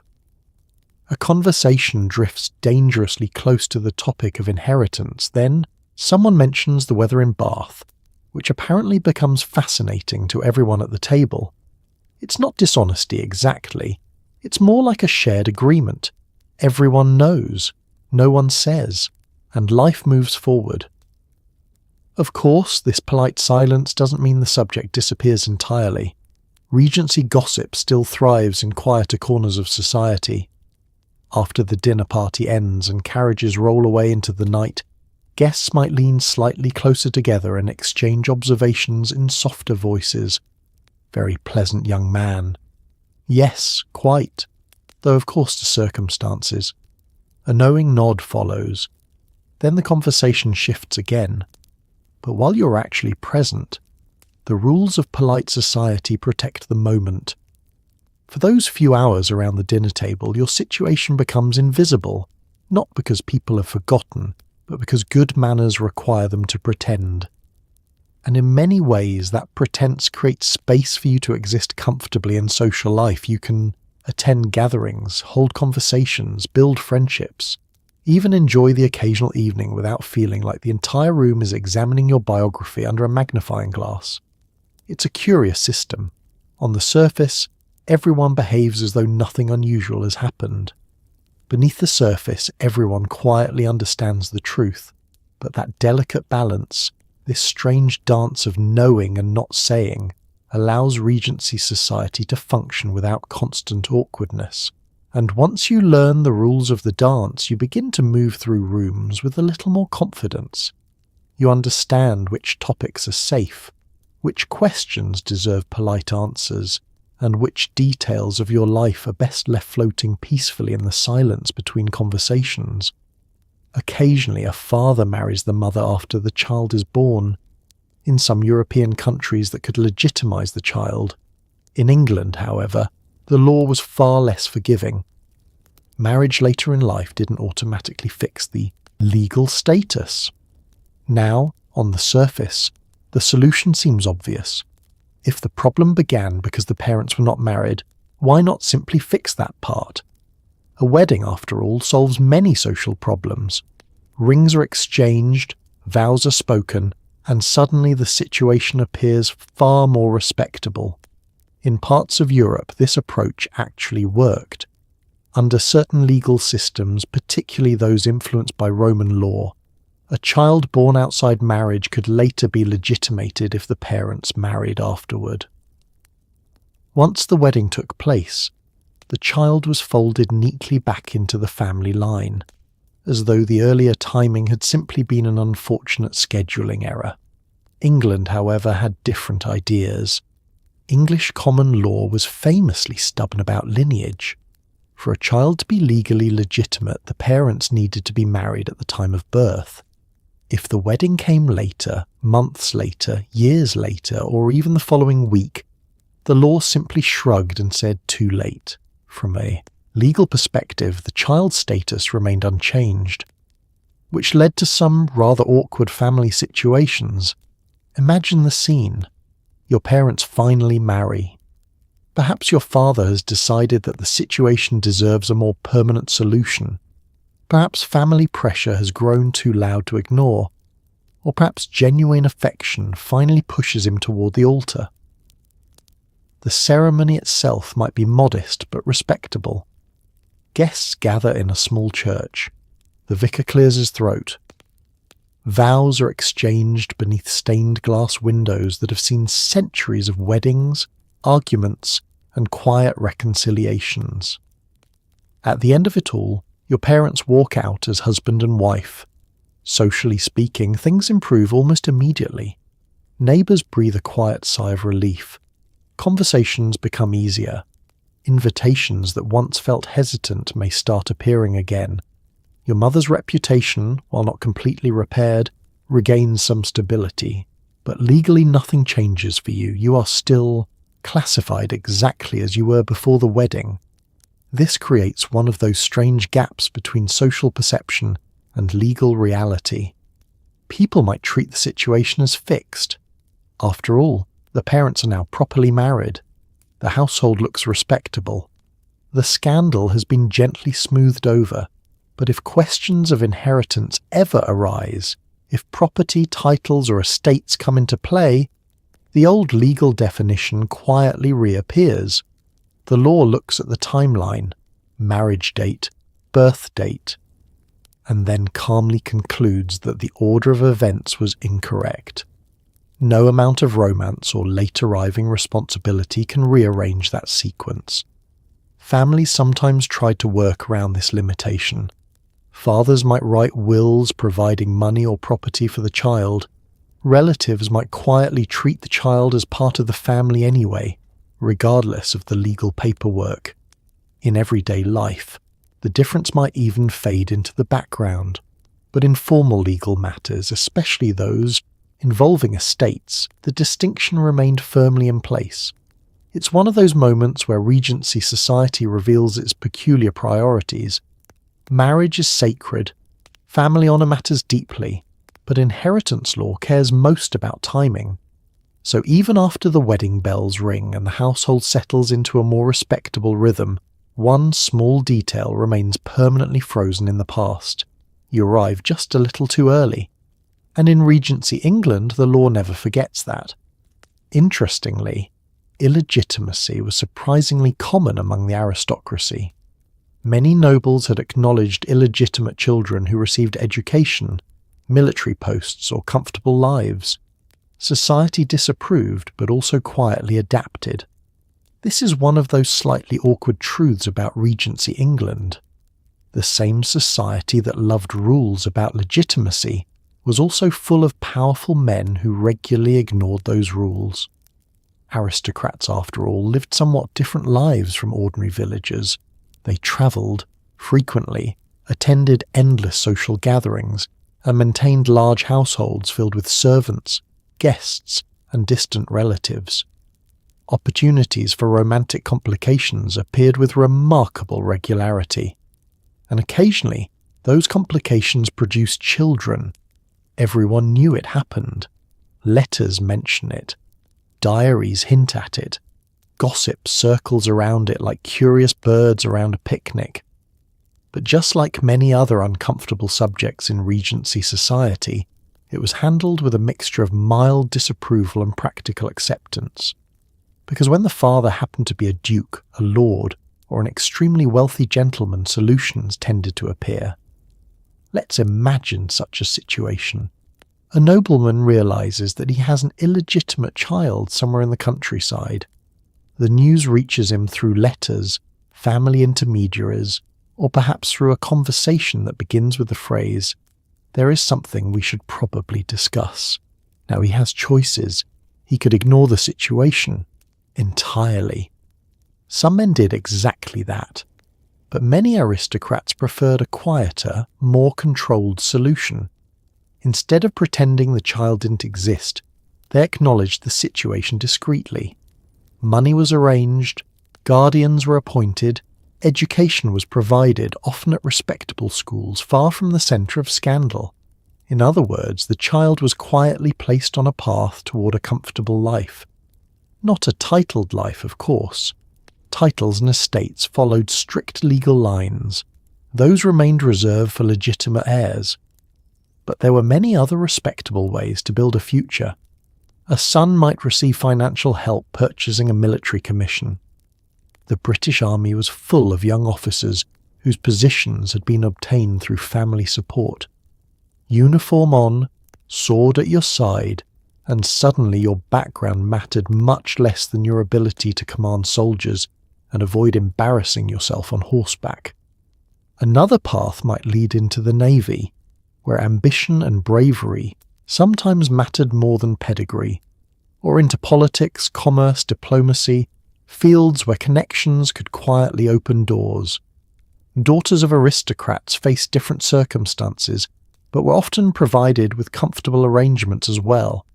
A generous dowry, placement with respectable relatives, or a position as a companion within a wealthy household could ensure a stable future. These lives were rarely extravagant, but they were often secure, and that was the important part. Society still disapproved of illegitimacy in theory. Sermons reminded people about proper behaviour. Moralists wrote essays about the importance of virtue and family order. Publicly, the rules remained firmly in place, but privately, Aristocratic families adapted. After all, powerful families had reputations to manage. Quiet solutions were far preferable to loud scandals. So illegitimate children sometimes grew up in a curious middle ground.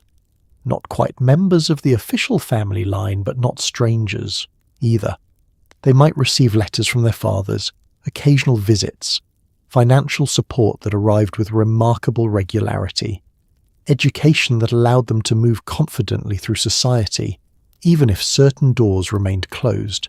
In fact, some illegitimate children of aristocrats went on to live very successful lives. Military officers, scholars, writers, diplomats. History is full of examples, which reveals something interesting about Regency society. Publicly, it insisted on strict rules about legitimacy and inheritance. Privately, it was very good at adjusting those rules just enough to keep life moving smoothly. A quiet compromise between morality and practicality. And for those born into that complicated space between the two, it meant that life, while unusual, could still hold opportunity. Some illegitimate children rose surprisingly high. Military officers, politicians, writers, and artists occasionally overcame the stigma. Regency England loved rules, but it also loved talent and ambition when they appeared in the right places, and this is where history becomes quietly interesting.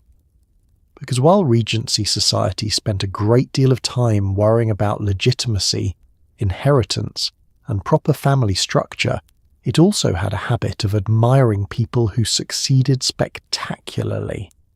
Talent, after all, has a way of making people forget inconvenient details. Consider the long sweep of British history.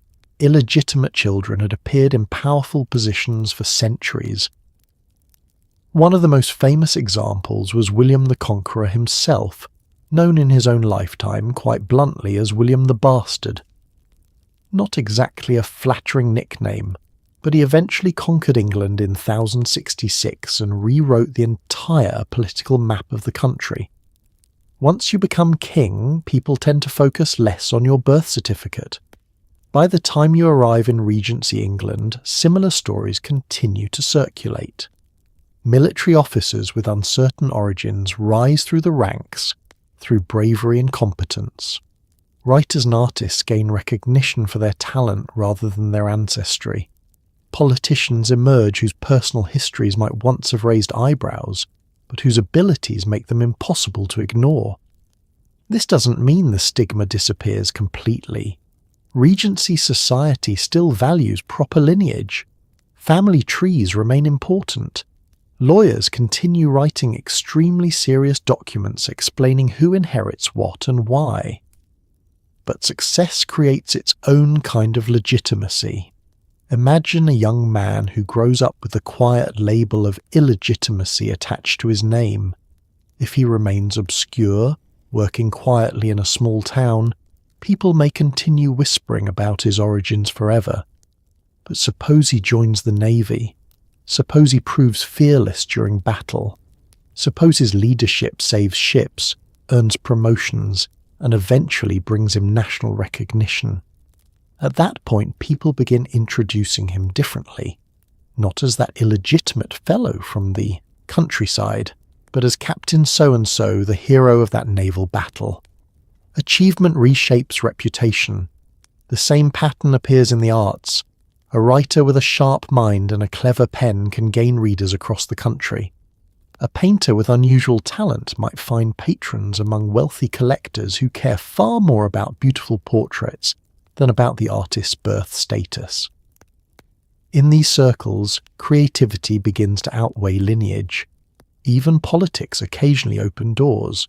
While family connections still mattered enormously, a persuasive speaker with strong ideas could build influence within Parliament or public life.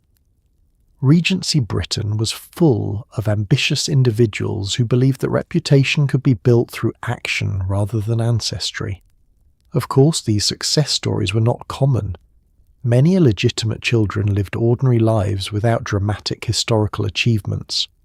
But the existence of these famous examples carried an important message. Your birth might shape the beginning of your story, but it did not always determine the ending. In fact, people throughout history seemed oddly fascinated by individuals who overcame difficult circumstances. There was something appealing about the idea that determination and ability could push through society's rigid structures. Regency England loved its rules, but it also loved a good story, and a few stories were more compelling than someone rising unexpectedly, proving their worth not through family names or inherited titles, but through their own accomplishments. So while the label attached to your birth might follow you through childhood, education, and early adulthood, it doesn't necessarily close every door. Sometimes talent knocks loudly enough that the door opens anyway. And once you step through, people begin talking about something else entirely. For middle-class families, illegitimacy could be more damaging. Reputation was everything in trades and professions. A scandal might affect business, social standing, and marriage prospects for entire families. Now, the middle classes of Regency England lived in a very delicate balancing act. Unlike the aristocracy, they didn't have ancient estates or inherited titles to cushion social embarrassment. But unlike the poorest labourers, they relied heavily on reputation to maintain their livelihoods. Shopkeepers, lawyers, merchants, doctors and tradesmen all operated within tight social circles where trust mattered almost as much as skill. If people stopped trusting you, business stopped arriving. So when scandal entered the picture, the consequences could ripple outward, like a stone dropped into a quiet pond. Imagine a small town where your family runs a respectable shop. Perhaps your father is a tailor or a merchant who sells fine fabrics brought in from London. Customers come regularly, exchanging polite conversation while examining bolts of cloth or carefully stitched coats. Now imagine whispers beginning to circulate. Someone mentions that a child has been born outside marriage. Someone else repeats the story over tea, and suddenly the town begins performing its favourite pastime, quiet speculation. Middle-class families depended heavily on being seen as respectable. Respectability meant reliability. Reliability meant people were comfortable doing business with you. But scandal complicated that image. Customers might still visit the shop, but the atmosphere shifts slightly. Conversations grow cautious. A few clients drift away, choosing to buy their fabrics from another merchant whose family history appears less interesting. It's not always dramatic. Often it happens slowly. A missing customer here, a hesitant introduction there. And before long, the entire household begins to feel the weight of reputation pressing down. Because in middle-class society, one person's scandal rarely belongs to them alone. Families were tightly connected networks. Parents worried about their daughter's marriage, prospects. Sons depended on family connections to secure apprenticeships or business partnerships. A single whisper about illegitimacy could cast a shadow across the entire household. Suddenly everyone becomes involved in the problem. Relatives might suggest quiet solutions. Perhaps the child could be raised by an aunt in another town. Perhaps the family could relocate somewhere new where fewer people knew the story. Distance once again becomes a useful tool. But even when the child remains within the family, people begin adjusting their expectations. The future looks slightly different. Instead of inheriting the family business, perhaps the child will be guided toward another trade. Instead of marrying within the town's respectable families, perhaps a match will be found elsewhere, somewhere the details of birth are less familiar. All of this happens quietly. No one calls formal meetings to discuss it, but plans shift, strategies emerge, because middle-class families were nothing if not practical. They understood that reputation could be rebuilt, but only through careful effort. Hard work, good manners, and steady success could slowly replace gossip with admiration. Over time, people might begin saying things like, "Well, the circumstances were unfortunate, but the young man works very hard." Or, "Yes, it was a scandal once, but the family handled it with dignity." These small changes in tone mattered enormously. Middle-class life depended on gradual recovery, trust rebuilt piece by piece. And while illegitimacy could certainly complicate things, it didn't always destroy a family's future. Because in a society built on trade, effort and determination, people also believe something else. If you worked hard enough, eventually your reputation could become stronger than the rumour that once threatened it. In smaller villages, everyone knows everyone's history, which means your story is remembered for decades. The baker knows it, the blacksmith knows it, the old woman feeding pigeons outside the church absolutely knows it. Village life in Regency England runs on memory. Not written memory, like the neat lines in parish registers, but living memory. The kind that passes from person to person, through conversations at the market, through stories told by fireplaces, through casual remarks that begin with phrases like, "Oh yes, I remember when in a village." Time stretches differently. People grow up together. Families remain in the same cottages for generations. The same paths are walked every day, the same church bells ring every Sunday, and the same neighbours appear in the same doorways year after year. Which means stories rarely disappear. Your birth story, for instance. The midwife remembers it clearly. She has helped deliver half the children in the parish, and can recall each birth with remarkable detail, who arrived during a thunderstorm, who was born during harvest season, and who caused the vicar to raise his eyebrows just a little higher than usual.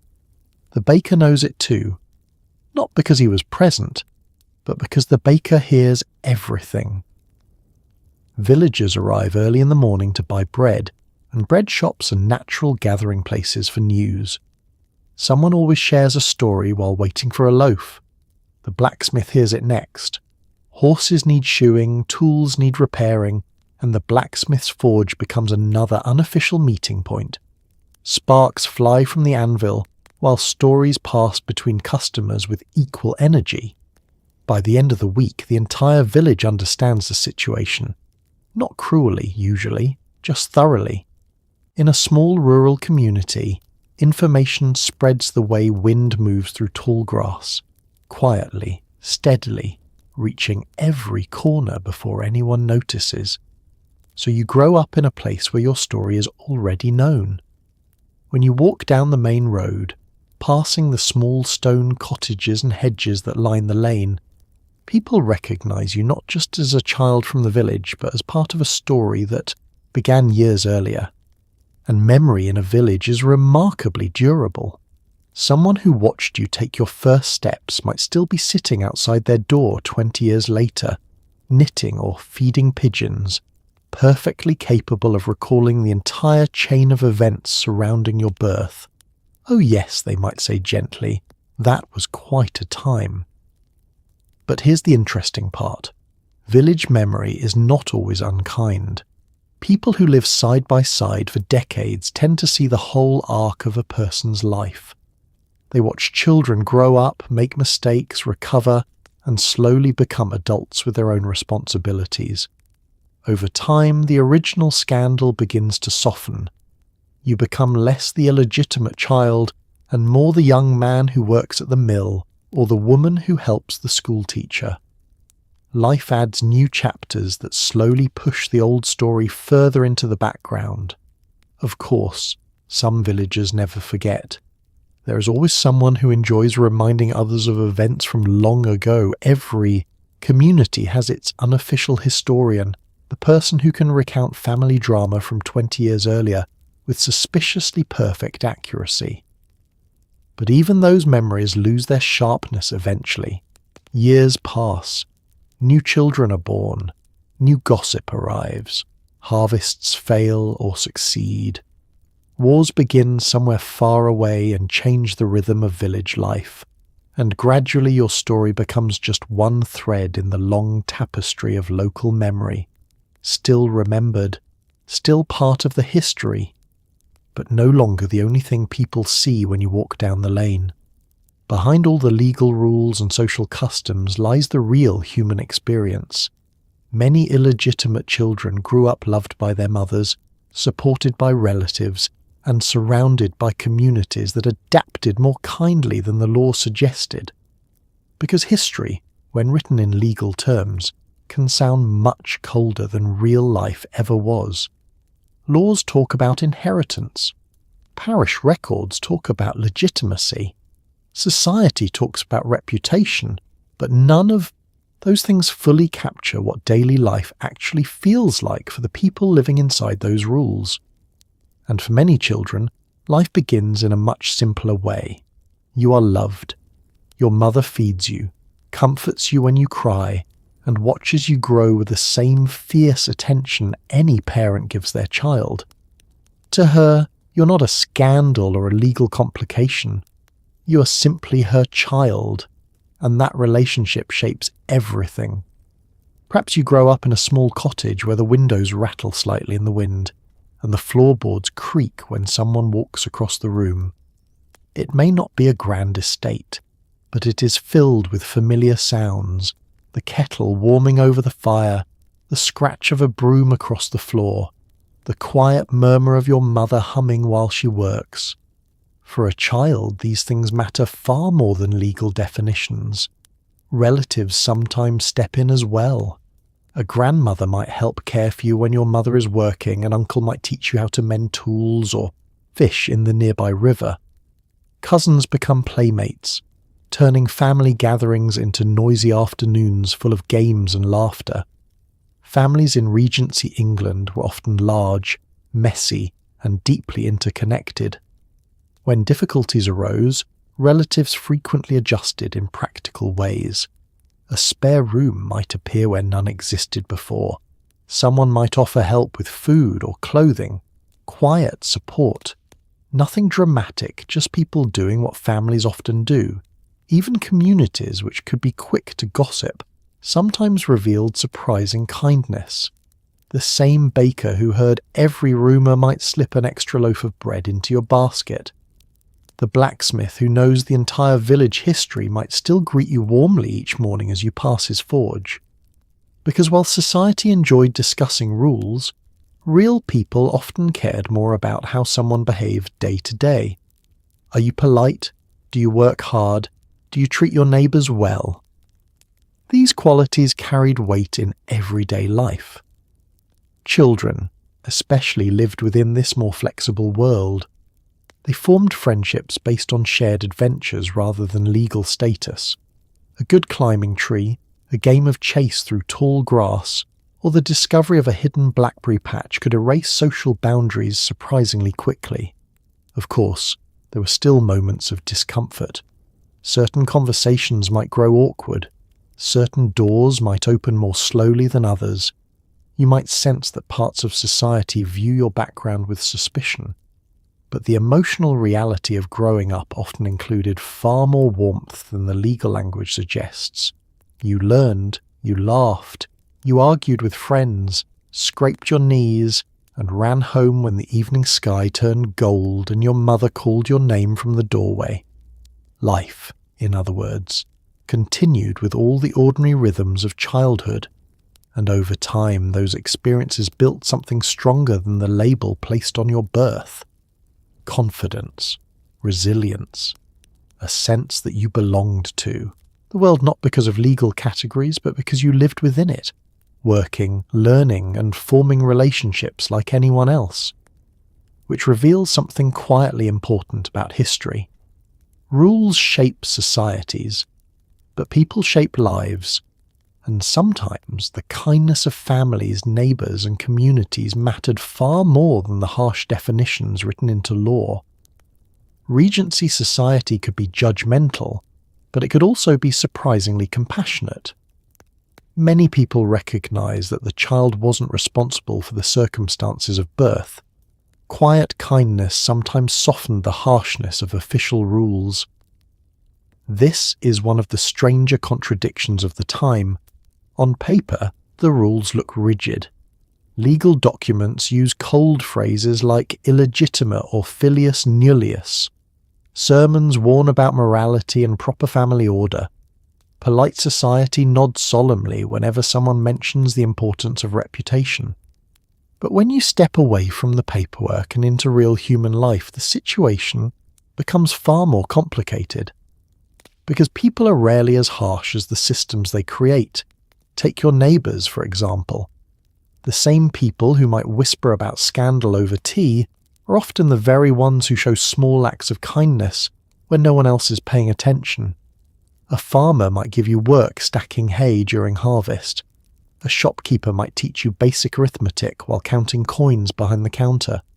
None of this is done loudly. In fact, it's almost always done quietly. That's part of the culture of the time. Compassion, like scandal, tends to move through society in soft tones rather than dramatic gestures. Imagine walking through the village marketplace on a busy morning. Stalls line the road, filled with vegetables, bread, tools, and bolts of cloth. People greet each other, discuss the weather, and bargain gently over prices. The entire place hums with the rhythm of ordinary life. Someone who knows your story might nod politely.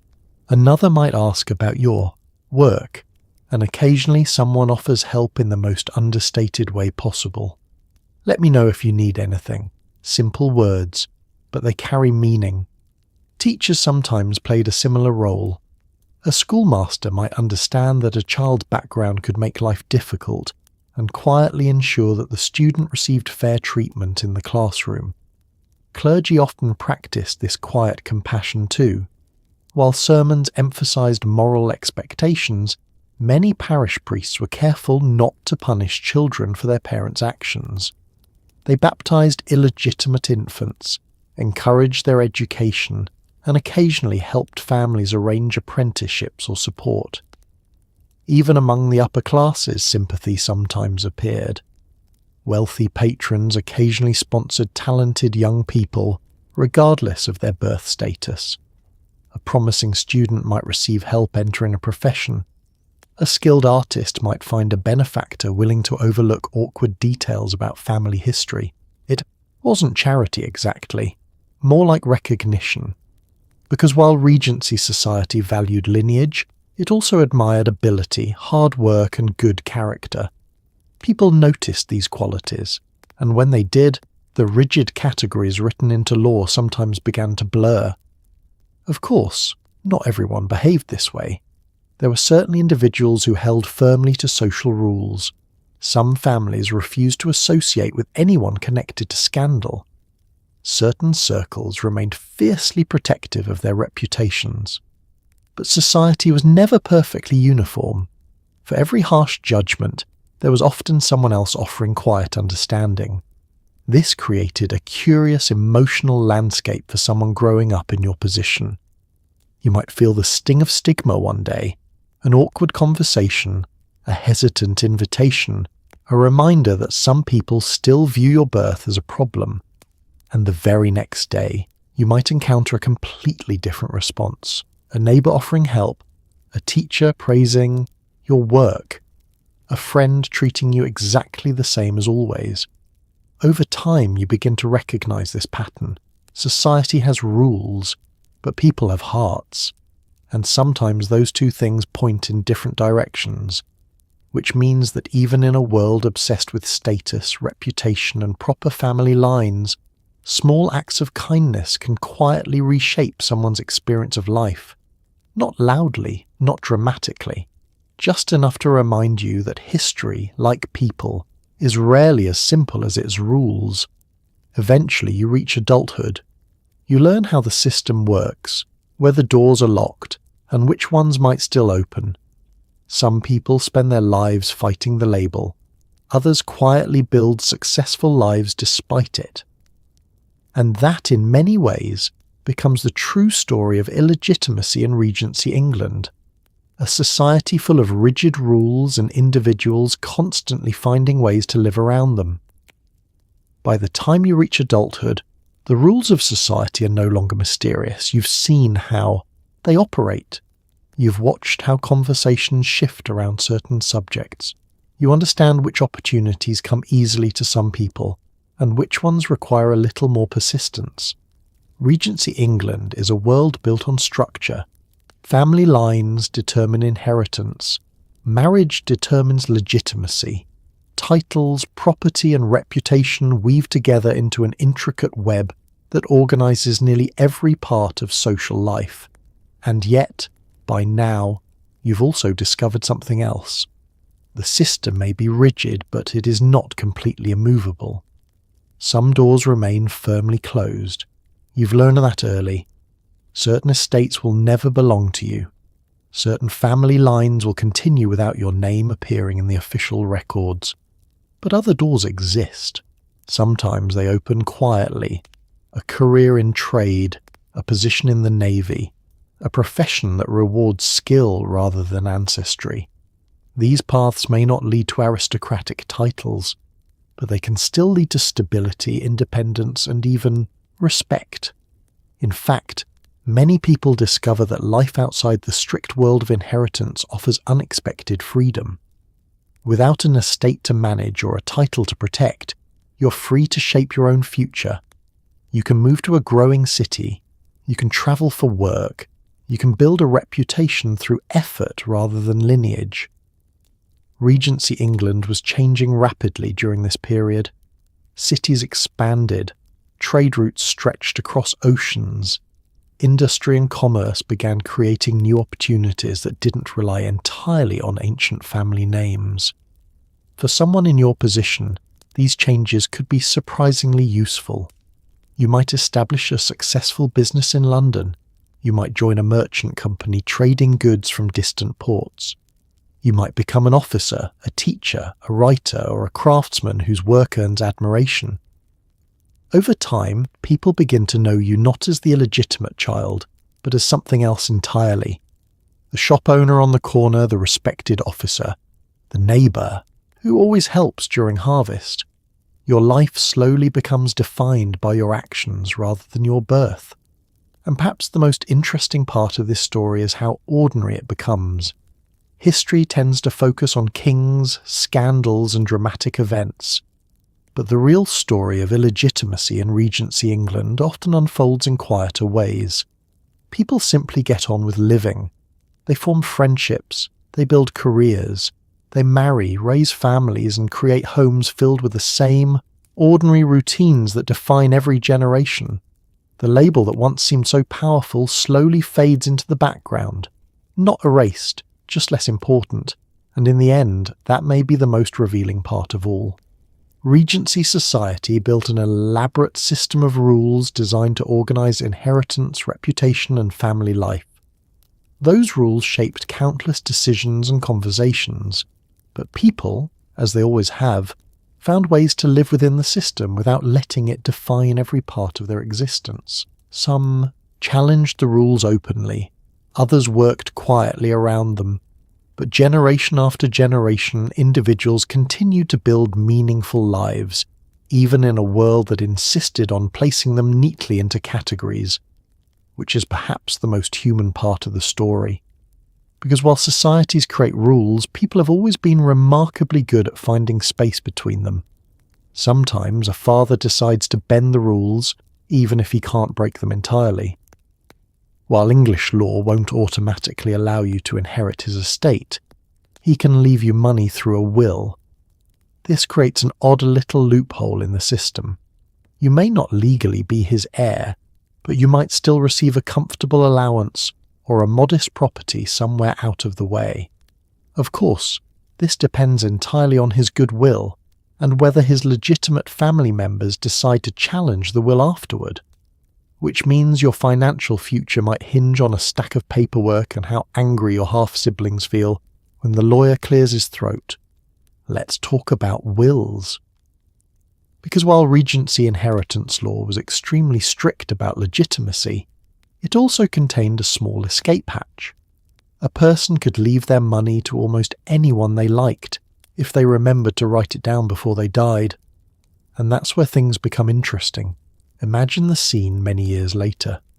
Your father is older now, the estate is quieter. Perhaps he sits in a study filled with books, papers, and the faint smell of candle wax and ink. Outside the window, the same fields stretch across the countryside, unchanged since your childhood visits. At some point, a lawyer arrives. Lawyers in Regency England were extremely serious people. They carried leather folders, spoke carefully, and treated paperwork as though it were a sacred object capable of rearranging the entire universe, which, in a way, it was. The lawyer sits down with your father and begins asking questions. Who inherits the estate? Which relatives receive money? Are there any special arrangements that need to be written into the will? And somewhere during that conversation, your name might appear. Now this is where things become delicate. Your father cannot legally turn you into the heir of the family estate if you were born outside marriage. That path remains firmly reserved for legitimate children or the next eligible relative in the family line. But he can do something else. He can leave you money. Sometimes it's a modest yearly allowance, enough to provide financial security without disrupting the official inheritance structure. Other times it might be a lump sum large enough to purchase a house, start a business, or fund a comfortable life in another town. Occasionally a father might even leave property. Not the main estate, of course. That would cause absolute chaos among the relatives, but perhaps a smaller house, a farm, or a bit of land somewhere comfortably distant from the family seat. A quiet gift, one that acknowledges your existence without rewriting the family tree. The will is carefully written. Ink dries slowly across thick parchment, while the lawyer ensures every sentence is precise enough to survive future arguments, because arguments are almost guaranteed. Wills, you see, have a remarkable ability to bring out strong emotions in families. Imagine the day the will is finally read. The family gathers in a quiet room, curtains drawn, chairs arranged carefully. The lawyer clears his throat and begins reading in that slow, deliberate voice. Lawyers seem to practice in front of mirrors. Everyone listens. Names are mentioned. Properties assigned. Sums of money distributed. Then your name appears. And somewhere across the room, a half-sibling shifts slightly in their chair. Because while the law allows your father to leave you something, it doesn't prevent the rest of the family from having opinions about it. Some relatives accept the arrangement quietly. Others feel that the money should have stayed within the legitimate line of inheritance, which sometimes leads to legal challenges, more paperwork, more lawyers, entire conversations about fairness, family loyalty, and the proper interpretation of your father's final wishes. Eventually, though, the decision settles, and if your father chose to remember you in his will, the result can quietly reshape your future. Not a title, not the grand estate, but a chance, a house of your own, a business, a life built with a little more stability than the law alone would have allowed, all because somewhere in a quiet study, one man decided that rules could be followed while still leaving a small space for kindness. Speaking of half-siblings, they represent one of the more emotionally complicated parts of your life. If your father has legitimate children, and statistically he probably does, you grow up orbiting around them in a strange social arrangement. Some treat you kindly, seeing you as family. Others treat you like an awkward reminder of a scandal everyone would prefer to forget. Family gatherings can feel a bit like attending a party where you technically belong, but no one is entirely sure where to seat you. Let's begin with the simple fact. Families in Regency England were rarely small. A respectable household might include parents, several children, perhaps a widowed aunt, a visiting cousin, and enough servants moving quietly through the background to keep the entire operation running. Add an illegitimate child into that structure and suddenly the emotional geometry becomes complicated. Because you are related to these people, that part is not in question. You may share your father's eyes with one sibling, his stubborn temper with another, and his exact laugh with someone who sits across the table from you at dinner. Biology has a way of revealing itself in the smallest details. But legal status adds a second layer to the relationship. Your half-siblings grew up with expectations. One might inherit the estate. Another might receive a comfortable marriage settlement. Their lives follow a well-marked road through society. You, meanwhile, are travelling a nearby path that occasionally intersects with theirs. Sometimes the intersection is warm and welcoming. Perhaps one sibling is curious about you from the beginning. Children, after all, tend to notice similarities before they notice social rules.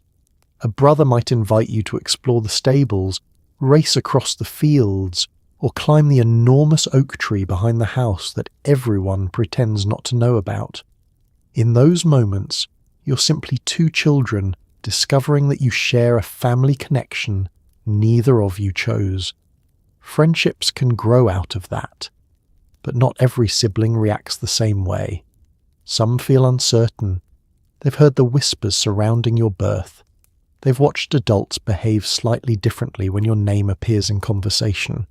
And because children absorb the attitudes around them, they sometimes mirror the hesitation they see in others. You might notice it during visits, a polite greeting, a slightly careful conversation. Not hostility exactly, just distance.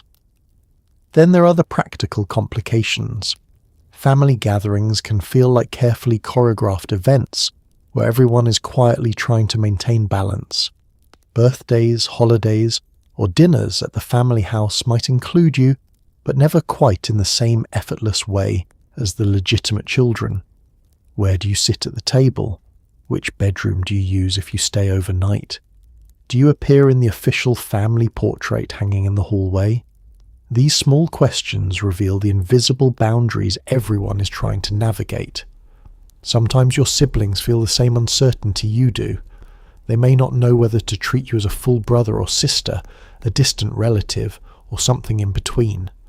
Their parents might offer guidance, but even adults rarely agree on the correct answer, and so the relationships develop slowly, over years, through shared conversations, occasional arguments, moments of kindness, and the gradual realization that families are rarely as tidy as legal documents suggest. Some siblings grow genuinely close to you, others remain polite but distant, and a few may never quite decide how they feel at all. But through it all you continue orbiting one another's lives, sometimes near, sometimes far, bound together by blood, separated slightly by law, and learning, just like every other complicated family in history, how to exist somewhere between the two. If your father dies early or prefers not to be publicly involved, someone else may step into the role of guardian. This could be a distant relative, a family friend, or occasionally a patron willing to sponsor your upbringing. Regency society had a whole quiet ecosystem of these arrangements. Wealthy benefactors sometimes funded the education or careers of illegitimate children out of loyalty, guilt, or simple generosity. In the best cases, this support could completely reshape your future. Let's talk about guardians.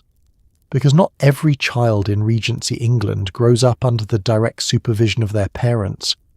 Life in the early 19th century could be unpredictable. Fathers died young, mothers struggled financially, and sometimes families simply decided that a different household would provide a better environment for raising a child. In your case, the decision might arrive quietly. Perhaps a letter appears one afternoon. Your mother sits at the small table near the window, reading it slowly while the light fades outside. When she looks up, there is relief in her expression, mixed with a hint of uncertainty. Arrangements have been made. A relative has agreed to take responsibility for your upbringing. Guardianship in Regency England was a serious role. A guardian might oversee your education, manage any money set aside for your future, and guide your path toward adulthood. In many ways, they functioned as a substitute parent within the complicated framework of polite society. Sometimes the guardian was a member of your extended family, an uncle with a comfortable house and a practical view of life, a widowed aunt who suddenly finds her quiet household filled with the noise of another child learning how to run down hallways and slam doors. Families often absorbed these responsibilities without much ceremony. Regency households were flexible places where cousins, nieces, nephews, and distant relations appeared with surprising regularity. Other times, the arrangement was more formal. A family friend might accept the role, someone who respected your father perhaps, or who felt a sense of obligation toward the situation.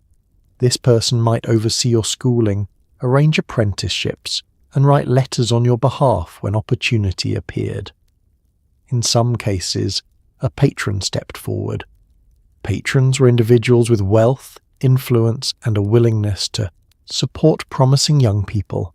They might notice intelligence, ambition, or simply feel sympathy toward a child navigating difficult circumstances. And once a patron became involved, the possibilities expanded.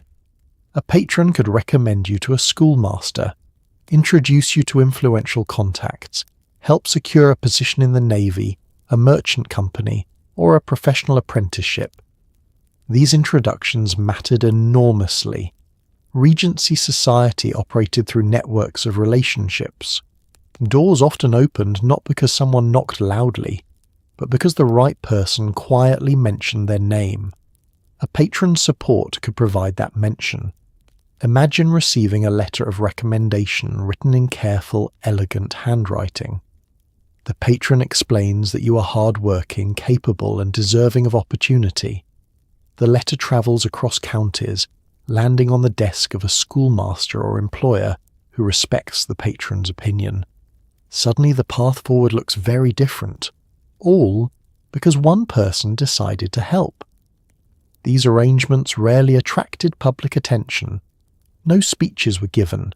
No announcements appeared in newspapers. The support flowed quietly through private conversations, handwritten letters, and discreet financial assistance. But for the person receiving that help, the effect could be life-changing. Education becomes possible, careers open, stability replaces uncertainty.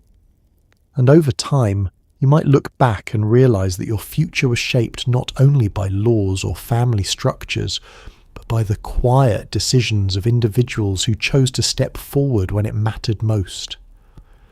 In a world full of rigid social rules, guardians and patrons often became the invisible bridges between what society expected and what a determined life could still become. One profession that sometimes proves more forgiving is the military. The British Army and Navy care far more about courage, competence, and connections than about the exact circumstances of your birth. Many illegitimate sons of gentlemen found careers as naval officers or army captains. The sea, in particular, becomes a place where reputation can be built through action rather than ancestry. Out there, cannon fire and storms are much less interested in your birth certificate. Let's start with the Navy. Because if Regency England had one place where social rules loosen their grip a little, it was on the open ocean. Life at sea is not polite, it is not elegant, and it certainly does not care about who your grandfather was. Ships roll violently during storms, ropes snap under tension, and sailors spend weeks surrounded by salt air, cramped quarters, and the constant possibility of war. In that environment, competence becomes far more valuable than pedigree. Young men often entered the Navy as midshipmen, learning the complicated skills required to operate a warship. Navigation, mathematics, ship handling, and command all had to be mastered through practice and experience. And once a battle begins, your family tree becomes dramatically less important than whether you can keep your ship afloat. Naval life rewarded bravery and quick thinking. A capable officer who handled danger well could rise steadily through the ranks. gaining promotions, reputation, and the respect of fellow sailors. Many young men with complicated family backgrounds discovered that the Navy offered something they had struggled to find elsewhere: a clean slate. On land, people might whisper about your birth. At sea, people cared about whether you could calculate a course through fog or command a gun crew during combat. Storms did not pause to ask about legitimacy. Neither did enemy ships. This created an unusual opportunity. If you proved yourself capable, the Navy allowed you to build a reputation based on performance rather than ancestry. Some illegitimate sons of gentlemen rose to impressive ranks through this path. Letters sent home from distant ports spoke not about family scandals, but about victories, promotions, and the quiet pride of commanding a vessel across dangerous waters. The army offered a similar path, though it worked slightly differently. In the British Army, commissions, the official ranks of officer, were often purchased. This meant that wealth or family support could help secure a position as a lieutenant or captain. For illegitimate sons whose fathers were willing to provide financial help, the army could become a respectable profession. Once in uniform, an officer's success depended heavily on leadership and courage. Battles in Europe and beyond demanded steady nerves and the ability to manage soldiers under pressure. And again, cannon fire proved remarkably uninterested in questions of legitimacy. A brave officer who performed well during campaigns could earn promotions, medals, and the admiration of his peers. Even outside of war, military life carried a certain prestige. Officers were treated as gentlemen, welcomed in polite society, and often invited to social gatherings where their stories of distant campaigns made excellent conversation. Uniforms had a way of smoothing over awkward details about someone's past. So for many young men navigating the complicated world of Regency social status, the military represented more than just a job. It represented possibility. The chance to step into a role defined by action rather than ancestry. The chance to travel beyond the villages and drawing rooms where your story had once been whispered about. And perhaps most importantly, the chance to return one day with something society admired deeply. Not a famous family name, but a reputation earned the hard way. And finally, there is the simplest strategy of all: starting somewhere new. Regency England is full of bustling towns, ports, and growing cities where people arrive every day with unknown pasts. In a new place, the story of your birth might fade into the background, replaced by whatever life you build for yourself. If you work hard, earn respect, and keep your personal history vague enough, society sometimes forgets the label that once seemed so permanent. Let's begin with a simple realization. Most of the rules that shaped your life so far depended on one thing: people knowing your story. The village knew it, the parish knew it, the neighbours who watched you grow up knew it. But step outside that circle, walk far enough down the road, board the right coach, or follow a river toward a busy port, and suddenly you enter a world where no one knows anything about you at all. And Regency England, despite its reputation for tradition, was full of places like that. Cities such as London, Liverpool, Bristol, and Portsmouth were expanding rapidly during this period. Trade, industry, shipping, and government created enormous demand for workers, clerks, merchants, craftsmen, and sailors. Every week, new people arrived. Farmers' sons looking for opportunity, young women seeking positions as companions or governesses, former soldiers returning from campaigns, merchants chasing the next profitable venture, and among that steady stream of newcomers, one more person with a complicated past barely stood out. Imagine arriving in a town where no one recognizes your surname, no one remembers the circumstances of your birth, no one attended the church service where the vicar carefully wrote your status into the parish register. To them, you're simply a new arrival, a stranger, which, oddly enough, can be one of the most freeing experiences a person can have. You might take work in a counting house, learning the steady rhythm of trade and finance. Or perhaps you join a workshop where skilled hands turn raw materials into furniture, tools, or ship's fittings. In a port city, the world feels especially wide. Ships arrive from distant coasts carrying tea, spices, timber, and news from places most villagers have never seen. Sailors tell stories in taverns about storms in the Atlantic and strange harbours across the Mediterranean. Amid all this movement, personal histories blur together. People care far more about whether you're reliable, hard-working, and capable of keeping your word. So you begin building something new. Your reputation grows not from your birth, but from your behaviour. If you arrive early, work diligently, and treat others fairly, people begin to trust you. Trust leads to opportunity. Opportunity leads to stability. And stability over time becomes a reputation of its own. Someone might say, he runs a good business, or she's one of the most dependable people in the neighbourhood. And when people talk about you that way, they're no longer discussing where you came from. They're talking about who you are now. Of course, the past never disappears entirely. You carry it with you in memories, in family connections, and occasionally in quiet moments when you reflect on how far you've travelled from the place where your story began. But the remarkable thing about growing towns and cities is how quickly life fills with new chapters, new friends, new routines, new ambitions. Before long, the label that once seemed so powerful begins to feel strangely distant, not erased, just smaller. And in a world as structured and tradition-bound as Regency England, that ability to quietly reinvent yourself, to step beyond the limits of your birth and shape your own path, may have been one of the most powerful freedoms available at all. And so, as the long day of Regency life slowly drifts to a close, you find yourself back where it all began. You were born into a world that had already decided what you were supposed to be, a world of strict rules, rigid family lines, and social ladders where every rung had been carefully labelled long before you arrived. And yet, somehow, people still found ways to live inside it. Being born illegitimate in Regency England meant starting life with a disadvantage that wasn't your fault. It meant growing up surrounded by whispers, legal technicalities, and the constant reminder that society cared deeply about the circumstances of your birth.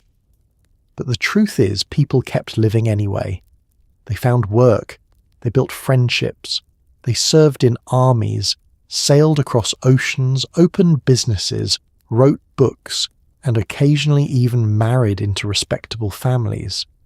Not because society suddenly became fair, but because humans have always been stubborn like that. History is full of rules, but it's also full of people quietly bending them. And when you step back for a moment, that's one of the strangest comforts history offers. The past wasn't just made by kings and dukes and perfectly respectable families with impeccable paperwork. It was also shaped by people who didn't quite fit the system and learned to survive in it anyway. So tonight, as you settle deeper into your blankets, in a warm room with electricity, clean water, and a legal system that no longer writes the word bastard into official records, you might spare a quiet thought for those who lived in a much stricter world. A world where reputation could follow you from cradle to grave. A world where your future could depend on the decisions of people you barely knew. And yet even there, people laughed, loved, argued, made friends, and built lives for themselves. Because history, as harsh as it often was, is also proof of something else. That people are endlessly adaptable, endlessly resilient, and sometimes a little bit ridiculous. So as you drift towards sleep tonight, take comfort in the strange, stubborn endurance of the human story, and maybe whisper a quiet thank you to the generations who navigated all those messy rules before us. They lived through gossip, legal loopholes, inheritance battles, and the occasional scandalous dinner party, so that someday the rest of us could lie here peacefully, in clean beds, with warm blankets, and absolutely no one asking awkward questions about our birth certificates, sleep. Well, history will still be here in the morning,